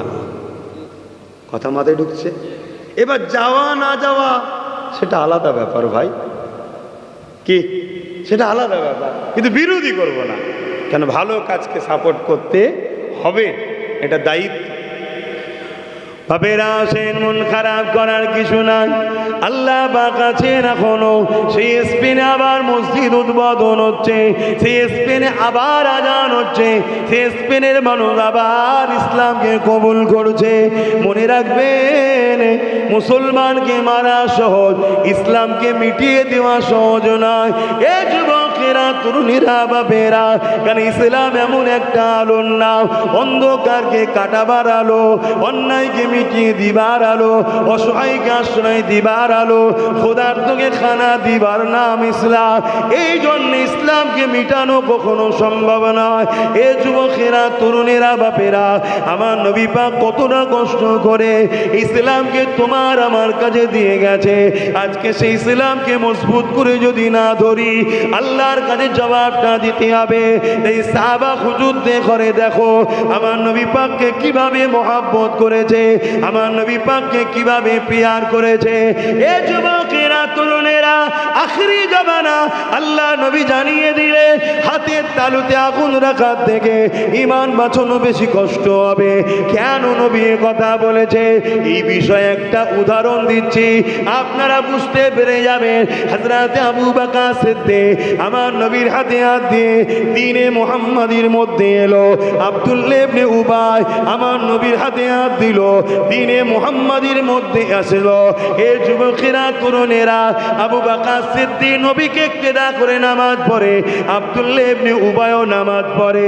হযরত আবু বকর সিদ্দিক রোজা রাখে, আব্দুল্লাহ ইবনে উবাইও রোজা রাখে। হযরত আবু বকর সিদ্দিকের মুখে দাড়ি, টুপি, জুব্বা, পাগড়ি ছিল। আব্দুল্লাহ ইবনে উবাইয়েরও দাড়ি, টুপি, জুব্বা, পাগড়ি ছিল। হযরত আবু বকর সিদ্দিক রোজা রেখেছে, আব্দুল্লাহ ইবনে উবাইও রোজা রেখেছে। হযরত আবু বকর সিদ্দিক নবীর সঙ্গে হজ করেছে, আব্দুল্লাহ ইবনে উবাইও নবীর সঙ্গে হজ করেছে। এ যুবকেরা, আল্লাহ নবী মদিনা নববীতে যখন দ্বীনের কথা শোনাতো, হযরত আবু বকর সিদ্দিক আমার নবীর মজলিসে বসে শুনতো, আব্দুল্লাহ ইবনে উবাইও বসে শুনতো। কিন্তু আবু বকর সিদ্দিক দুনিয়ার জমিন থেকে জান্নাতি সার্টিফিকেট পেয়েছে, আর আব্দুল্লাহ ইবনে উবাই কোরআন ঘোষিত জাহান্নামী হয়েছে। কারণ কি বল? হাত দুজনই নবী ধরেছে, কলেমা দুজনাই পড়েছে, নবীকে রসুল বলে ডেকেছে দুজনায়, দুজনাই নবীর পিছনে ইক্তেদা করে নামাজ পড়েছে, দুজনাই হজ করেছে, দুজনাই রোজা রেখেছে, দুজনারই দাড়ি, টুপি, জুব্বা, পাগড়ি ছিল, দুজনাই রাসূলুল্লাহর সঙ্গে জিহাদে গেছে, দুজনাই রাসূলুল্লাহর মজলিসে বসে ওয়াজ শুনেছে। একজন জান্নাতের সার্টিফিকেট পাচ্ছে, আর একজন জাহান্নামের খবর পাচ্ছে। কারণটা কি শুনছেন তো নাকি? এ উম্মতে মুহাম্মাদি, দাড়ি দেখে ছুটলে হবে না, নামাজ দেখে ছুটলে হবে না, রোজা দেখে ছুটলে হবে না, পাগড়ি জুব্বা দেখে ছুটলে হবে না, মৌলানা মুফতি ইমাম পীর পীরজাদা দেখে ছুটলে হবে না। কেন ছুটলে হবে না? এখনো তো আবু বকর সিদ্দিকেরও রয়েছে, আব্দুল্লাহ ইবনে উবাইরও রয়েছে। আব্দুল্লাহ ইবনে উবাই জাহান্নামী হয়ে গেল, আব্দুল্লাহ ইবনে উবাই জাহান্নামী হয়ে গেল, আবু বকর সিদ্দিক জান্নাতি হয়ে গেল। এর কারণটা কি? হযরত আবু বকর সিদ্দিক বলেছে, এ দুনিয়া মানুষেরা, আব্দুল্লাহ ইবনে উবাইয়ের যা আছে ওটা আমি আবু বকর আমারও রয়েছে, কিন্তু আমার যা আছে আব্দুল্লাহ ইবনে উবাইয়ের তা নাই। ওর নামাজ আছে, আমি আবু বকরের আছে, ওর রোজা আছে, আমি আবু বকরের আছে, ওর হজ আছে, আমারও আছে, ওর দাড়ি, টুপি, জুব্বা, পাগড়ি রয়েছে, এটা আমারও রয়েছে। ও দ্বীনের জন্য এমন করে জিহাদের ময়দানে গেছে, আমিও গেছি। নবী হজ করে ও বসতো, আমিও বসতাম। এই দিক দিয়ে ওর যা আছে আমারও তাই আছে, কিন্তু আমার যা আছে ওর তা নাই। আমার দিলের মধ্যে আল্লাহ নবীর প্রেম ও আদব আছে, এটা আব্দুল্লাহ ইবনে উবাইয়ের নাই, এজন্য ও জাহান্নামী। আর আমি আবু বকর আল্লাহ পাকের জান্নাতি।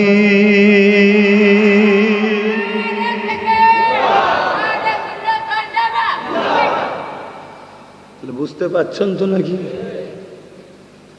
নারী দেখলে তো আব্দুল্লাহ ইবনে উবাইয়েরও রয়েছে, টুপি দেখলে ওটা ওরও তো আছে, হজ দেখলে ওরও তো আছে, নামাজ দেখলে ওরও তো আছে, জাকাত দেখলে ও তো দিয়েছে, কিন্তু আসলটা নাই। গাছের ডালপালার প্রয়োজন আছে, নাই নেড়া গাছের তলায় কেউ যাবে না, ছায়াও পাবে না, ফল ফুলও পাবে না, এগুলো প্রয়োজন। কিন্তু গাছের ডালপালার আগেও হলো মূল দরকার। যদি ডালপালা কমও থাকে, মূল থাকলে কালকে বাড়বে, শুনছেন তো নাকি? আর যদি মূল না থাকে,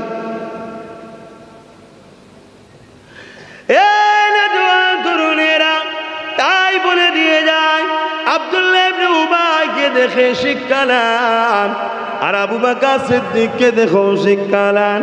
কি শিক্ষা? দুদিকেই রয়েছে। একদিকে মুনাফিক কেমন হতে পারে তাকে চেনার জন্য, আর মুমিন কে হতে পারে। মুমিন তো আবু বকর সিদ্দিক, যিনি কিনা বলেছিলেন, ইয়া রাসূলুল্লাহ হাবিবাল্লাহ, আমার কিছু ভালো লাগে আমি যদি বলি, আপনি যদি ইজাজতটা দেন। আল্লাহ নবী বলেছেন, আবু বকর কি ভালো লাগে? হযরত আবু বকর বলতে লাগলেন, ইয়া রাসূলুল্লাহ হাবিবাল্লাহ, আমার আপনার দরবারে বসে আপনার চেহারা দিকে তাকিয়ে তাকিয়ে আপনার কদমের গোড়ায় বসে থাকতে ভালো লাগে। ইয়া রাসূলুল্লাহ, ইয়া হাবিবাল্লাহ, আমার ভালো লাগে, আমি কষ্ট করে মেহনত করে ইনকাম করব, ওই অর্থগুলো কি আপনি নিজের মনে করে খরচ করবেন, আমার কাছে একবার ইজাজত নেবেন না? কারণ আপনি জিহাদের জন্য, ইসলামের জন্য মাল চান। ইয়া রাসূলুল্লাহ হাবিবাল্লাহ, এখন আমাকে বড় কষ্ট দেয়, আপনি কেন চাইবেন? আমরা তো সবই আপনার, তাই আমাদের মাল আপনার। ইয়া রাসূলুল্লাহ, আমার যা আছে সবই আপনার। এ যুবকেরা, তরুণীরা, বাপেরা, এই নবী একদিন আবু বকরের ঘরে গেল। আবু বকর নবীকে দেখে দাঁড়িয়ে গেল, আল্লাহ নবীকে সালাম দিল। নবী পাক সালামের জবাব দিলেন। আবু বকরের জবাব দেওয়া নিয়ে আল্লাহ নবী আগিয়ে গেলে। যেখানে আবু বকর ধন দৌলত রাখত, উনি ওই ধন দৌলতে আল্লাহ নবী হাত দিলে, নিজের মন মতো করে যতটা প্রয়োজন নিল, সোজা বেরিয়ে চলে গেল।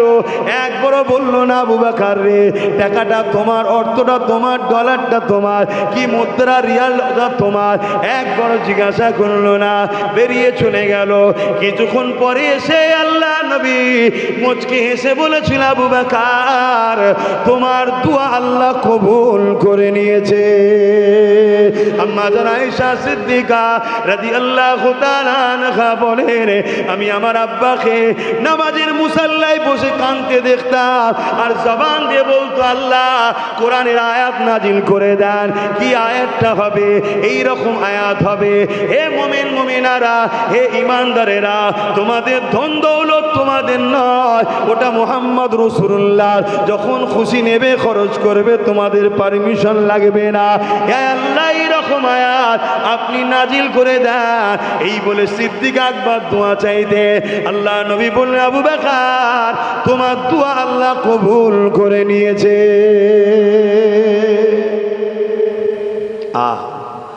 একটু হলেও বুঝি রে বাবা, ইসলামের ওপর দরদ আছে, মসজিদের ওপর দরদ আছে, মাদ্রাসার ওপর দরদ আছে।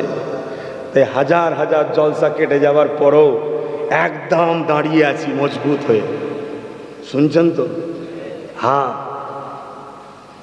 আর আজকে যদি তুমি জুম্মায় জুম্মায় এক সপ্তাহ নেবে, মনে করো বিরাট কিছু করে ফেলেছি, মনে হচ্ছে একটু ভুল হচ্ছে, কথা বুঝছেন না, বোঝেন না? হ্যাঁ, ভালো কাজ করছো না, করো না বাপ, ভালো কাজ তো। হাজার হাজার জলসা কেটেছে, তবে এটাও শুনিয়ে দিই, এক দৌড় যদি বন্ধ হয়, হাজার দৌড় আল্লাহ খুলেও দিয়েছে। জোরে বলুন সুবহানাল্লাহ। যত দিন যাচ্ছে তত আরো বাড়ছে, আরো বাড়ছে। কে দিচ্ছে? হ্যাঁ, কেন? মজবুতির ওপর থাকতে হবে। হ্যাঁ, কষ্ট হয়েছে, ফোন করে বলছে, হুজুর ভাইজান, আমাদেরকে পুলিশ তুলিয়ে যে পিটিয়েছে, বলেছে জলসা দিলে মিথ্যা কেসে তোকে ভরে দেবো। আবার কি গেঁজার কেসে? ভাইজান কি করব? না ভাই, কিছু করতে হবে না, বন্ধ রাখো। হুজুর আমাদেরকে ঘর ছাড়া করে দিয়েছে মেরে, জলসা কি করে করব? কথা বুঝছেন না, বোঝেন? হ্যাঁ, এরকম প্রচুর করেছে। আর তাদের সঙ্গে দালালিও করেছে অনেক মোল্লা মুলি সাহেব। শুনছেন না? শোনেন? হ্যাঁ। কিন্তু আমি আমার জায়গায় মজবুত আল্লাহ করেছে, আলহামদুলিল্লাহ দাঁড়িয়ে আছি। আর আজকের দিনে আমাদের ছেলেরা এত শিখে গেছে, কাউকে যদি বলে হবে না অমনি হাইকোর্টে চলে যাচ্ছে, পারমিশন নিয়ে আসছে। যখন পারমিশন নিয়ে এসছে পুলিশ এবার নিজে ফোন করছে, হারা করছি কোথারে, একটু দেখা কর না রে। এত রাগ করে চলে গেলে হয়? কোথা দিয়ে আসবে, কখন আসবে, কিসে আসবে, কিভাবে আসবে? আমরা আছি, কোনো চিন্তা করবি নি, সব ঠিক হয়ে যাবে। আমরাও তো চাই আপনারা এইভাবেই আমাদের সঙ্গে থাকেন, কিন্তু নিজের অস্তিত্ব মিটিয়ে ফিরে আসছেন কেন? হ্যাঁ, কথা কিছু বুঝছেন না, বোঝেন না? হ্যাঁ, এটা মাথার মধ্যে ঢুকিয়ে লাও। আল্লাহ রসুলের যদি হতে চাও, দুনিয়ায় হাজারো অত্যাচার হবে তোমাদের উপরে। শুনছ?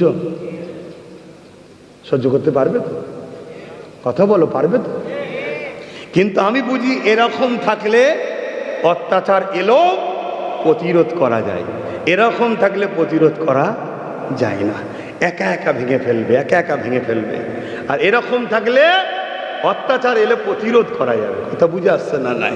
হ্যাঁ, আমার নবী সাল্লামের কাছে একজন সাহাবী আসলেন, আল্লাহ নবীকে সালাম দিয়ে বলছেন, হুজুর আমি আপনাকে ভালোবাসি। আল্লাহ নবী বললেন, তুমি কি বলছো? তুমি জেনে বুঝে ঠিক করে বলছো? জি হুজুর, আমি আপনাকে ভালোবাসি। আল্লাহ নবী আবার বলছে, দেখো তুমি ঠিক করে বলছো, জেনে বুঝে বলছো তো, হুঁশ করে বলছো তো? সাহাবী বলেন, জি হুজুর, আমি আপনাকে ভালোবাসি। আল্লাহ নবী 3 বার জিজ্ঞাসা করেছে, তারপরে বলেছে তৈরি হও। কিসের জন্য? তোমাকে আল্লাহ পরীক্ষা নেবে, হাজারো কষ্ট ঝড় তোমার উপর দিয়ে আসবে। তুমি প্রেম করো বলো, প্রেম এমনি এমনি হয় নাকি? হ্যাঁ, জানলা দিয়ে দরজা দিয়ে দুঃখ ঢুকলে প্রেম জানলা দিয়ে পালাচ্ছে, এটা কি প্রেম বলে? হাজারো জুলুম হবে তোমার উপরে, হাজারো পরীক্ষা হবে তোমার উপরে, তোমার কারবার মিটে যাবে, তোমার পরিবার আত্মীয় স্বজনও তোমার থেকে সরে যেতে পারে, তোমার আপনজন তোমার দুশ্মন হয়ে যেতে পারে, তোমার ঘরের লোক তোমাকে মেরে দেওয়ার প্ল্যান করতে পারে। শুনছেন না? শোনেন? তোমার ঘরের লোক তোমার বাড়িতে পুলিশ ঢুকিয়ে দেবে, যেমন আর আমার বাড়িতে ঢুকিয়ে দিয়েছে। জানেন না? জানেন না? সব হবে। তারপরও তোমাকে কিন্তু মহব্বত যদি করো, এই পরীক্ষায় পাশ হতে হবে। যেমন হজরতে বেলাল, হজরতে খাব্বাব, হজরতে খুবাইব, এক কথায় নবীর সাহাবা হুজুররা প্রেমের পরীক্ষা দিয়েছিল। ওহ, কি পরীক্ষা! হজরতে খাব্বাব হুজুরকে, ইন্নালিল্লাহ, অনেক বেজে গেছে তো। হজরতে খাব্বাব হুজুরকে আগুন তৈরি করেছে। শোনো যুবক, আগুন তৈরি করেছে, কাঠের আগুন তৈরি করেছে, আংরা। সেই আগুনে হাত পা বেঁধে নবীর সাহাবীকে নিজে বসিয়ে দিয়েছে। ভাবছো? একবার ভাবো, অনুভব করো, অনুভব করো। বসিয়ে দিয়েছে, দিয়ে বলছে মোহাম্মদ রসুলকে ছেড়ে দেবে, আমাদের দলে চলে তোদেরকে পদ দেবো, জায়গা দেবো, নেতা বানাবো, লিডার বানাবো, গাড়ি দেবো, টাকা দেবো। আরে তৎকালীন গাড়ি বলতে ঘোড়া, এখনকার গাড়ি তেল খায়, তখনকার গাড়ি ঘাস খেত। কথা বুঝছেন না? বোঝেন না? কিন্তু এই সিস্টেম আজও আছে না? নাই। এখন আর আগুনে বসাতে হয় না, এখন শুধু ফোন করে যদি বলে আসবি না পুলিশ পাঠাবো, অমনি সকালে যে বলে দাদা যা বলবে তা। কেন বলেন তো? আমাদের ঈমান দুর্বল, আমাদের ঈমান দুর্বল।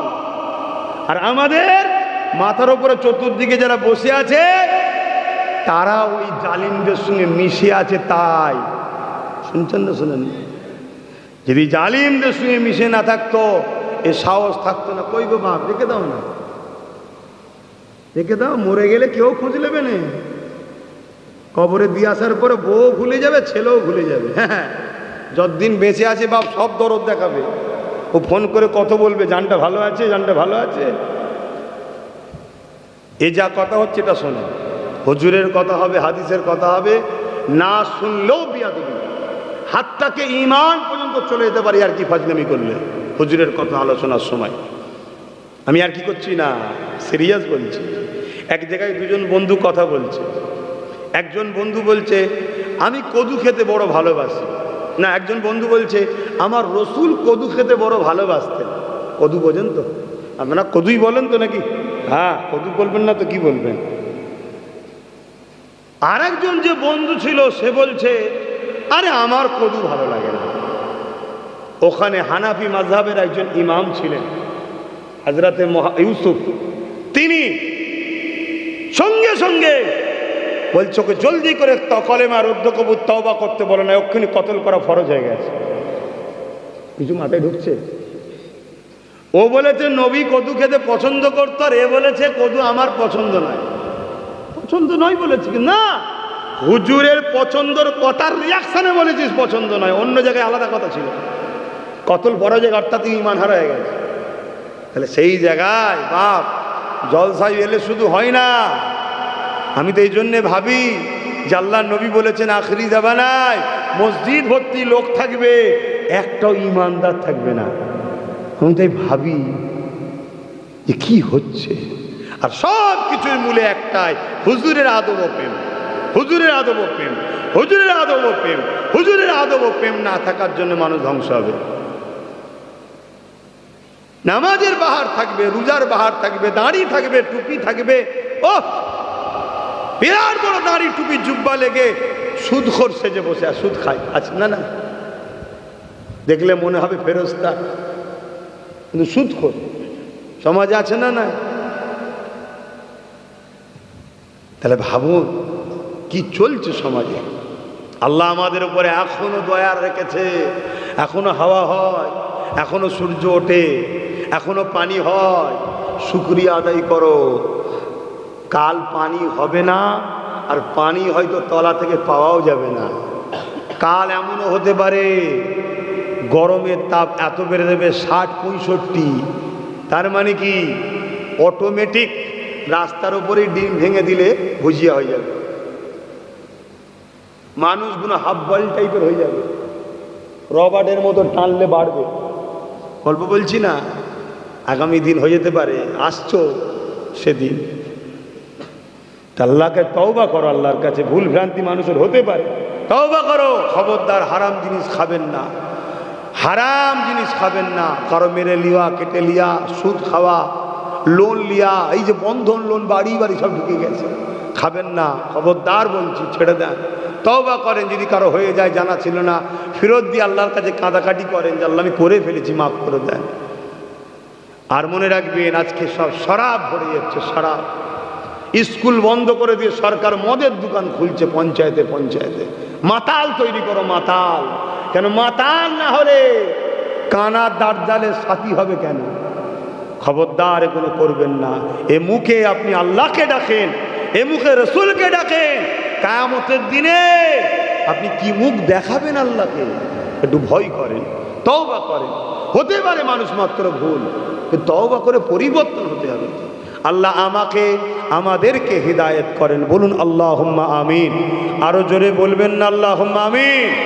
নিজেকে বুঝাবেন যে আমি এতটাই দুর্বল, এতটাই দুর্বল যে একবেলা না খাওয়া হলে অমনি আমি হারাম খাবো, একবেলা কোনো পয়সা না থাকলে অমনি চুরি করে চলে যাবো, এক কিছু যদি কষ্ট হয় অমনি হারাম মদ খেয়ে ফেলবো। আমি এতটাই দুর্বল। আল্লাহর কোরআনকে বুকে নেন, কোরআনকে ভালোবাসেন, কোরআনকে পিয়ার করেন, কোরআন আপনাকে সাথ দেবে। যখনই কষ্ট হবে, কারবারে লস হয়ে গেছে, সংসারে অশান্তি হয়েছে, কিছু সমস্যায় হতে পারে, জিন্দেগিতে চলতে গেলে হয় রে বাবা, ঠক্কর সবার হয়। আর হওয়ার পরেই তো, না হলে তো সুখের দিনটাও বোঝা যায় না। কষ্টের দিন না এলে সুখের দিনটা বুঝবেন কি করে? আল্লাহ যে ভালো রেখেছে এটা বুঝবেন কি করে? বিমার যদি না হতো, অভাব যদি না হয়, তাহলে ভালো মন্দ যে খেচ্ছিলেন, আল্লাহ খাওয়াচ্ছিল, ওই আরামটা বুঝবেন কি করে? এই জন্যে মাঝে মাঝে আল্লাহ দেয়। তো সঙ্গে সঙ্গে আপনি কোরআনকে বুকে নিয়ে নেবেন, কোরআনকে জড়িয়ে রাখবেন, দেখবেন আপনার বুকে একটা শান্তি হবে, কোরআন আপনাকে সাথ দেবে। জোরে বলুন সুবহানাল্লাহ। আসেন বাবেরা, সংক্ষেপ করব। আল্লাহ নবীর সাহাবী হযরতে খাব্বাব রাদিয়াল্লাহু তাআলা হুজুরের কোমরের গোশতগুলো পুরে পুরে পুরে আগুনে খেয়ে নিয়েছে। পুরো কোমরের গোশত খারাপ প্লেন হয়ে গেছে। তথাপি হযরতে খাব্বাব আল্লাহ নবীকে ছাড়েনে। আরো জোরে বলুন সুবহান।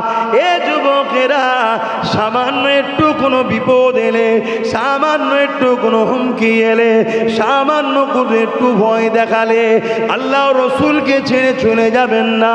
দুশমনকে চিনুন, মুনাফিককে চিনুন। মনে রাখবেন, প্রকাশ্য দুশমন যত বড়ই হোক না কেন, তার সঙ্গে বিজয় হওয়া সাকসেসফুল। কিন্তু মুনাফিক ছদ্মবেশী বন্ধু সেজে যদি দুশমন হয়, সে তোমাকে বড় গভীর গাড্ডায় ফেলে দেবে। ওই গভীর গাড্ডায় পড়ে গেলে ওখান থেকে আর কখনো উঠতে পারবে না। এই মনে রাখবেন, প্রকাশ্য দুশমন যেমন দুশমন, ছদ্মবেশী মুনাফিক কেউ আছে নাকি খুঁজে বার করতে হবে। কেননা যুগে যুগে আমার নবীর উম্মতের ক্ষতি এই মুনাফিকদের দ্বারাই হয়েছে। এই আমি সতর্ক বারবার করে দিয়ে যাই, আর এই সতর্ক যতবার করি, ওই মুনাফিক কোনো ততবার আমার বিরুদ্ধে সমালোচনা করে। কথা শুনছেন না? সে ঘরের হোক আর বাইরের হোক, আমার নামে মিথ্যা মিথ্যা প্রচার করে। আল্লাহকে সাক্ষী রেখে বলছি, আমি যে কথা বলি না, যে কাজ করি না, সেগুলোকে আমার নামে প্রচার করে। উদ্দেশ্য একটাই, তোমাদেরকে আমার থেকে সরাবার, তোমাদেরকে আমার থেকে সরাবার, এটাই উদ্দেশ্য, অন্য কিছু নয়। তোমরা কালকে সরে যাও, একবার ছলনা করেও সরে যাও, দেখবে আমার নিয়ে কোনো আলোচনাই সমাজে থাকবে না। আমার নিয়ে এত চর্চা একটাই কারণে, তোমাদের দোষে। তোমরা আমায় ভালোবাসো, এটাই হয়েছে ভুল। তোমরা আমাকে নিয়ে হুড়োহুড়ি করো, এটাই হয়েছে ভুল। তোমরা এক মুহূর্তের জন্য আমাকে ভুলে যাও, দেখবে আমাকে নিয়ে বাজারে সমালোচনা আলোচনা কিচ্ছু নেই। হক কথা কি আমি একা বলি? আরো সমাজে বলে না? লাখো মানুষ হক কথা বলছে, কে বলছে বলে না? বললে দুনিয়া কেন আছে? কিন্তু তাদেরকে নিয়ে মানুষ অতটা হুড়োহুড়ি করে না, এজন্যে তাদের সমালোচনাও নাই। শুধু সমালোচনা এই হুড়োহুড়ির জন্যে। আসো, আর কথা বাড়াচ্ছি না।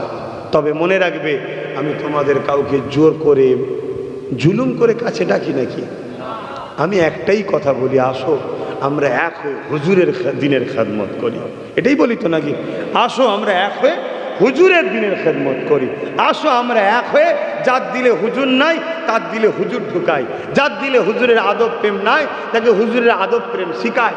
যখন হালকা বয়স জীবনে চলতে গিয়ে একটু ভুলভ্রান্তি হয়ে যায়, কমসে কম হুজুরের মহব্বত আদবে যেন ভুল না হয়। তাহলে একদিন তুমি হাজিও হয়ে যাবে, নামাজিও হয়ে যাবে, তওবাকারী হয়ে যাবে। আল্লাহ তোমাকে অনেক বড় মাকাম দিয়ে তুলবে। আরে আমার আল্লাহ তো তিনি, যিনি বিশার হাফির মতো মানুষকে, যিনি একটা সময় যুবক বয়সে সর্বসময় মদের মধ্যে থাকতেন, আল্লাহ তাকে পরিবর্তন করে জগৎ বিখ্যাত অলি করেছে।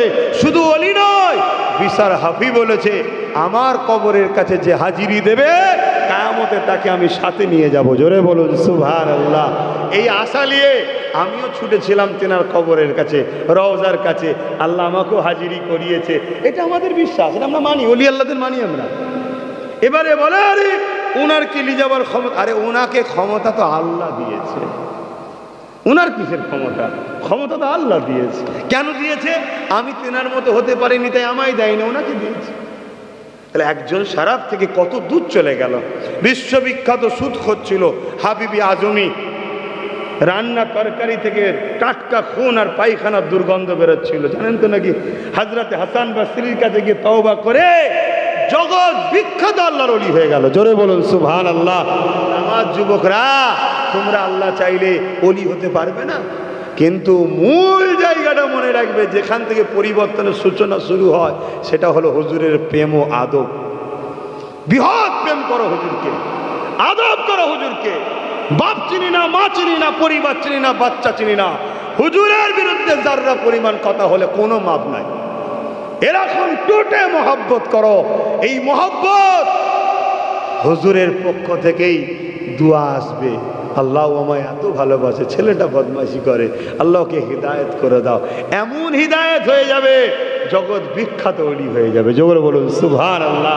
আর এদিকে তাহাজ্জুদ করেছে, 5 ওয়াক্ত নামাজও পড়েছে, ভালো জিনিস সবই আছে, কিন্তু হুজুরের আদব করতে চাই না।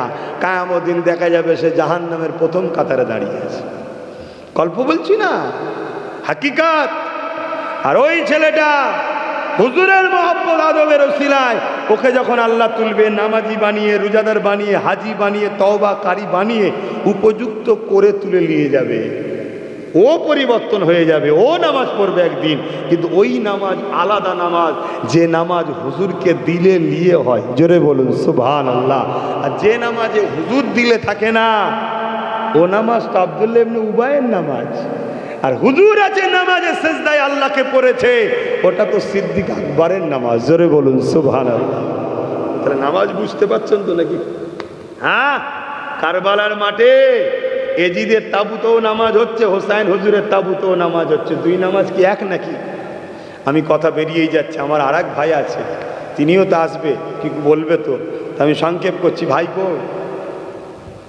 ভাইকে নিয়ে আসো। কালকে এক ভাই ছিল, তিনিও 40 মিনিট লেট। এরম যদি রোজ করে কি হবে? হ্যাঁ, হতে পারে, লেট হতে পারে, লেট হওয়াটা খারাপ বলছি না, আমারও লেট হয়ে যায় অনেক জায়গায়। ভাই কো এসেছে তো নাকি?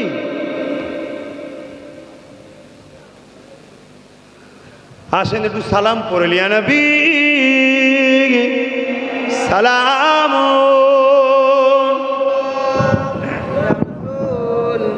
সালাম আলাইকা ইয়া হাবিব, সালাম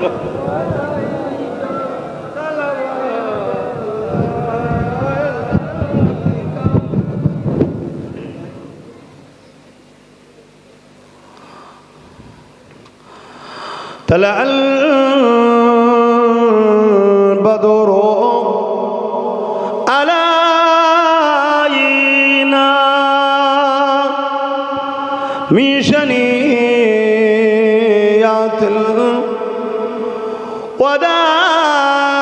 الوداع وجب الشكر علينا بعدها لله أهداي يا نبي سلام يا رسول سلام يا حبيب سلام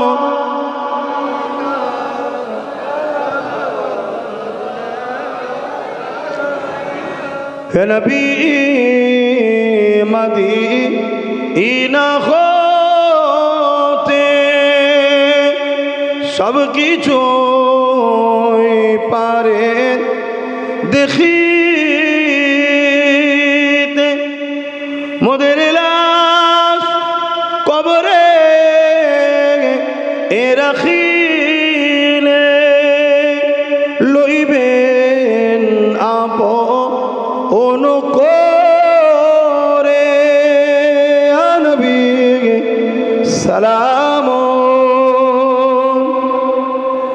ইয়া রাসূল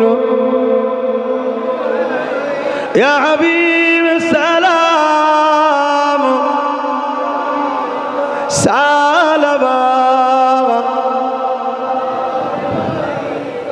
সকলে আগে বসুন। বালাগাল উলা বিকামালিহি কাসাবাত দুজা বিজামালিহি হাসানাত জামিউ কসালিহি সাল্লু আলাইহি ওয়া আলিহি আল্লাহুম্মা সাল্লি আলা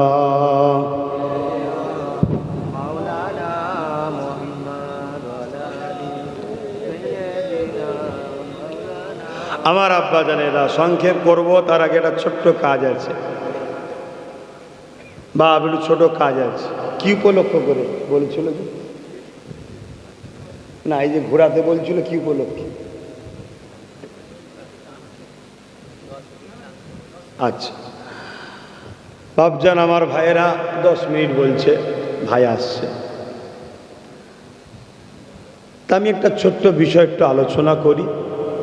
আজকে আমার দেশে ওয়াকফ নিয়ে একটা সমস্যা হচ্ছে, আপনারা সবাই জানেন, তাই তো নাকি? অ্যাকচুয়ালি ওয়াকফটা কি? মুসলিম অর্থশালী ব্যক্তিদের দান করা সম্পদ, যেটাতে আরবিতে ওয়াকফ বলা হয়। হিন্দু ভাইদের কি নাই? হ্যাঁ আছে। হিন্দু ভাইদের দান করা সম্পদ ধনীদের, তাকে বলা হয় দেবত্ব সম্পদ। খ্রিস্টানদের নাই? হ্যাঁ আছে। শিখদের নাই? আছে। পাঞ্জাবিদের আছে। সব ধর্মের মানুষরা, তারা তাদের অর্থশালী ব্যক্তিরা তাদের গরিব মানুষের বা ধর্মীয় কাজের জন্য একটা অ্যাসেট হোক বা অর্থ হোক দান করে গেছে। সেই দানকৃত সম্পদকে এক একজন এক একটা ভাষায় ডাকে। ইসলামের ভাষায় তাকে ওয়াকফ বলা হয়, উৎসর্গ করে দেওয়া, দান করে দেওয়া। এই ওয়াকফ দীর্ঘ বছর ধরে বিভিন্ন রাজ্য সরকারেরা তাদের আমলা চামলাদের দিয়ে বিভিন্ন দিন ধরে লুটে পুটে খেয়ে আসছে। কোনো দিনের জন্যে গরিব মুসলমানই ওয়াকফ থেকে ফায়দা পায় না। এখন কেন্দ্রে যে সরকার আছে, সে সরকার চাইছে কি, এতদিন রাজ্য সরকারগুলো ফল খেয়েছে, গাছটা বেঁচিয়ে রেখেছিল, মানে ওয়াকফ নাম দিয়ে রেখেছিল। কেন্দ্র সরকার কি চাইছে? গাছ তুলে খেয়ে নেব, পেটুক বেশি তো এজন্য সব সমেত খেয়ে ফেলে বলছে। কথা বুঝে আসছে? তো একটা আইন তৈরি করেছে, যে আইনটা ওয়াকফের বিরুদ্ধে যেমন, মুসলমানদের ধর্মের বিরুদ্ধে যেমন, পাশাপাশি আইনটা হলো সংবিধানেরও বিরুদ্ধে। তাহলে ওয়াকফ যদি মুসলমানদের ব্যক্তিগত হয়, সংবিধান তো মুসলমানদের ব্যক্তিগত নয়। তাহলে সংবিধান যখন আঘাত দিয়েছে, তাহলে সর্বধর্মের মানুষের ঐক্যবদ্ধ হয়ে এই সংবিধান বিরোধী সরকারের বিরুদ্ধে আন্দোলনকে শক্তিশালী করা দায়িত্ব। কিন্তু কেন্দ্র সরকার বারবার হিন্দু দরদি একটা মেসেজ ছড়ায়। কিন্তু এই সরকার আসার পর ভারতবর্ষের 50 কোটির উপরে হিন্দু বেকার হয়ে গেছে। শুনছেন তো নাকি? তথ্য বলছে, তথ্য আমার কথা নয়। ট্রেন বিক্রি হয়েছে, রেল এয়ারপোর্ট বিক্রি হয়েছে, এলআইসিতে সব তো অমুসলিম ভাইরা পয়সা রাখে, তারাও চাকরি করে, মুসলমানদের চলবে না, তাদের গেছে। এবং আসামের ডিটেনশন ক্যাম্পে যা বন্দি আছে 90% অমুসলিম ভাই, হিন্দু ভাইরা এই সরকার, কেন্দ্র সরকার বন্দি করেছে। কিন্তু এমনভাবে ব্রেনকে ওয়াশ করছে, যেমন ব্রিটিশরা করেছিল। সমাজের বুকে লড়াইটা ঠিক যেন বিজেপির বিরুদ্ধে লড়াই, মানে যেন হিন্দুদের বিরুদ্ধে লড়াই না। এই মেসেজটাকে ভাঙতে হবে। হিন্দু একটা আলাদা জিনিস, বিজেপি একটা আলাদা জিনিস। হিন্দু একটা দেশের একটা ধর্ম, ভাবাবেগ, ভালোবাসার দেশের নাগরিক তারা, এবং বিজেপি একটা রাজনীতির দল। তারা রাজনীতির দল, কখনো এসেছে, কখনো গেছে, ভুল করেছে, মানুষ সরে গেছে। কিন্তু হাজার হাজার বছর ধরে এদেশে হিন্দু ভাইয়েরা, মুসলিম ভাইয়েরা, আদিবাসী, দলিত ভাইয়েরা সবাই আমরা মিলেমিশে আছি এবং আগামীতেও থাকবো। এরা যতই চেষ্টা করুক, আজকের দিনেও হয়তো কিছু আমার ভাই শিক্ষার অভাবে হোক বা ভুল মেসেজে হোক, একটু হয়তো ভুল রাস্তায় যাচ্ছে, কিন্তু দেশের যা ভৌগোলিক পরিস্থিতি, রুজি রুটির যা অবস্থা, সব ঘোর কেটে যাচ্ছে আস্তে আস্তে। কথা বুঝছেন তো নাকি? তবে বড় অংশ কিন্তু আমার সব ধর্মের ভাইয়েরাই, বিশেষ করে হিন্দু ভাইরা, তারা কিন্তু সম্প্রীতির পক্ষেই আছে। মুসলিমদের নিয়ে যেমন ছিল, আজও থাকতে তারা চায়। কিন্তু আমরা মুসলমান, আমাদেরও দায়িত্ব আছে না নাই? তাহলে আন্দোলনের নামে অন্য ধর্মের ভাইদের কোনো ভাবাবেগে, কোনো পতাকা বা কোনো জিনিসের ওপরে ক্ষতি হোক, এটা যেন না হয়, এটাকে মাথায় রাখতে হবে। তাই এ বিষয়ে আন্দোলন হচ্ছে, হবে। তবে আমি এতটুকু জানতে চাইছি, এই ওয়াকফ কালা কানুনকে বাতিল করা সম্ভব আছে না নাই? আমার ক্ষুদ্র জ্ঞানে 3টে সব জায়গায় বলছি, আপনারা হয়তো শুনেছেন, আবার একবার বলছি। নাম্বার 1, যখন আইন হয়ে যায় আইনের অস্ত্র দিয়ে তাকে কাটতে হবে। অতএব সর্বোচ্চ আদালত সুপ্রিম কোর্ট, সেই সুপ্রিম কোর্টে নওশাদ সিদ্দিকী তাই কেস চালিয়েছে, কেস করেছে, কেস চলছে। এই আইনের অস্ত্র দিয়ে তাকে কাটতে হবে। যদিও আইনের অস্ত্র কাটতে দেরি করে, ডেটের পর ডেট, ডেটের পর ডেট, বা আইনের অস্ত্র চালাচ্ছেন যিনি, তিনাকেও যদি হুমকি চুমকি দিয়ে হোক বা অন্য কোনো দিক দিয়ে ব্ল্যাকমেল যদি করে নেয়, তাহলে দ্বিতীয় অপশন কি? সংখ্যা গরিষ্ঠতা দেখিয়ে আইন করেছে, আমাদেরকেও রাজনীতিতে কম্পিটিশনে নামতে হবে, রাজনীতি করতে হবে। রাজনীতি করতে হবে কার সাথে? ওই যারা দিল্লি চলে যাও বলবে এরকম সেকুলারের পিছনে মুনাফেকের সাথে নয়। শুনছেন তো নাকি? নিজেদেরকে করতে হবে, নিজেদেরকে। এবং এই সব সেকুলারদের ঘরে বলতে হবে আসো, টাচ হই, একসাথে টাচ হই, একসাথে করি, ভাগিদারি করি। তুমি সব নেবে এমনটা নয়, ভাগিদারি। তোমারও কুর্সি থাকবে, আমারও পাশে কুর্সি থাকবে। কথা বুঝে আসছে না? নয় ওই চেয়ারের একটা পায়া যাকে বলে, যেটা বলেছিলাম মাথায় ঢুকছে। এইভাবে একটা পাওয়ার তৈরি করে সংখ্যা গরিষ্ঠতা আস্তে আস্তে হতে হবে। হবার পর যেমন সংখ্যা গরিষ্ঠতা দেখিয়ে নতুন আইন করেছে, আমাদের ঘরেও সংখ্যা গরিষ্ঠতা সর্বধর্মের মানুষদের নিয়ে, সর্বসেকুলার দলকে নিয়ে নিজেদের পাওয়ার তৈরি করে আমাদের ঘরও আইন তৈরি করে, আইনকে বাতিল করে নিজেদের জিনিস নিজেদের ঘরে ফিরিয়ে নিতে হবে। কথা বুঝছেন? 3 নম্বর অপশান, যেভাবে কৃষক বন্ধুরা আন্দোলন করেছে এই আন্দোলনকে জিইয়ে রাখতে হবে, একভাবে আন্দোলন করে যেতে হবে। পেট ভরে পানি খেয়ে ফেললাম, বাকি খাবার রয়ে গেলে এমন বোকামি করলে হবে না।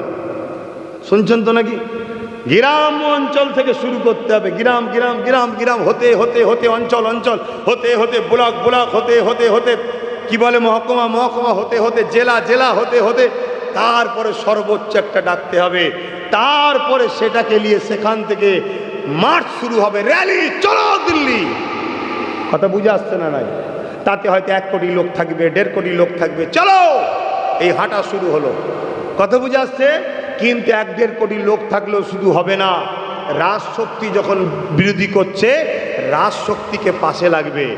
যেমন কৃষক ভাইদের পাশে পাঞ্জাব সরকার ছিল, তাই প্রত্যেকটা সেকুলার রাজ্য যেগুলো সরকার জিতে আছে সেই রাজ্যের সরকারকে বলতে হবে তোমাদের ঘরে সাথ দিতে হবে।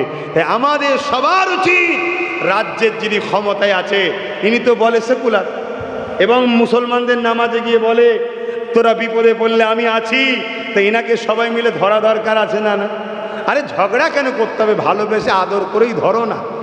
তাতে আম্মাজান বলতে হয়, বলে ফেলো কি আছে, আর কি বলতে বাদ রেখেছো, বলে ফেলো। বলে আদর টাদর করে বুঝিয়ে বলো যে আমাদের সাথ দাও, আমরা তো মরেই গেছি, সাথ দাও। কি ঝগড়া করতে আমি বলছি না তো, দেখো না কি বলে, এমনি তো আগে থেকে বলে দিয়েছে চলে যা। শুনছেন তো নাকি? যদি না পারো, চতুর্থ কোনো রাস্তা আছে বলে আমার জানা নেই। বাকি চতুর্থ যা হচ্ছে আমার মনে হয় একটা জিনিসই হচ্ছে, আছি পড়াই ভোরে এবার চুলোতে ফেলার প্ল্যান হচ্ছে। শুনছেন তো নাকি? হ্যাঁ, নিবার হয় নাও, না নিবার হয় না নাও। আর যদি 2 কলম ফেসবুকে আমাকে গাল দিয়ে লিখার হয়, লেখো না, দিন তো আসছে, আর 1 বছর 8 মাস আছে তো। তাও আজকে কত, 21 তারিখ চলছে, আর 9 দিন পরে আর 7 মাস থাকবে। বলেছিলাম না 3 বছর, আর তো কটা দিন, তারপরে বুঝতে পারবে ওখানে কি হচ্ছে। তো যাক, 10 মিনিট হয়েছে তো নাকি? হয় না 10 মিনিট?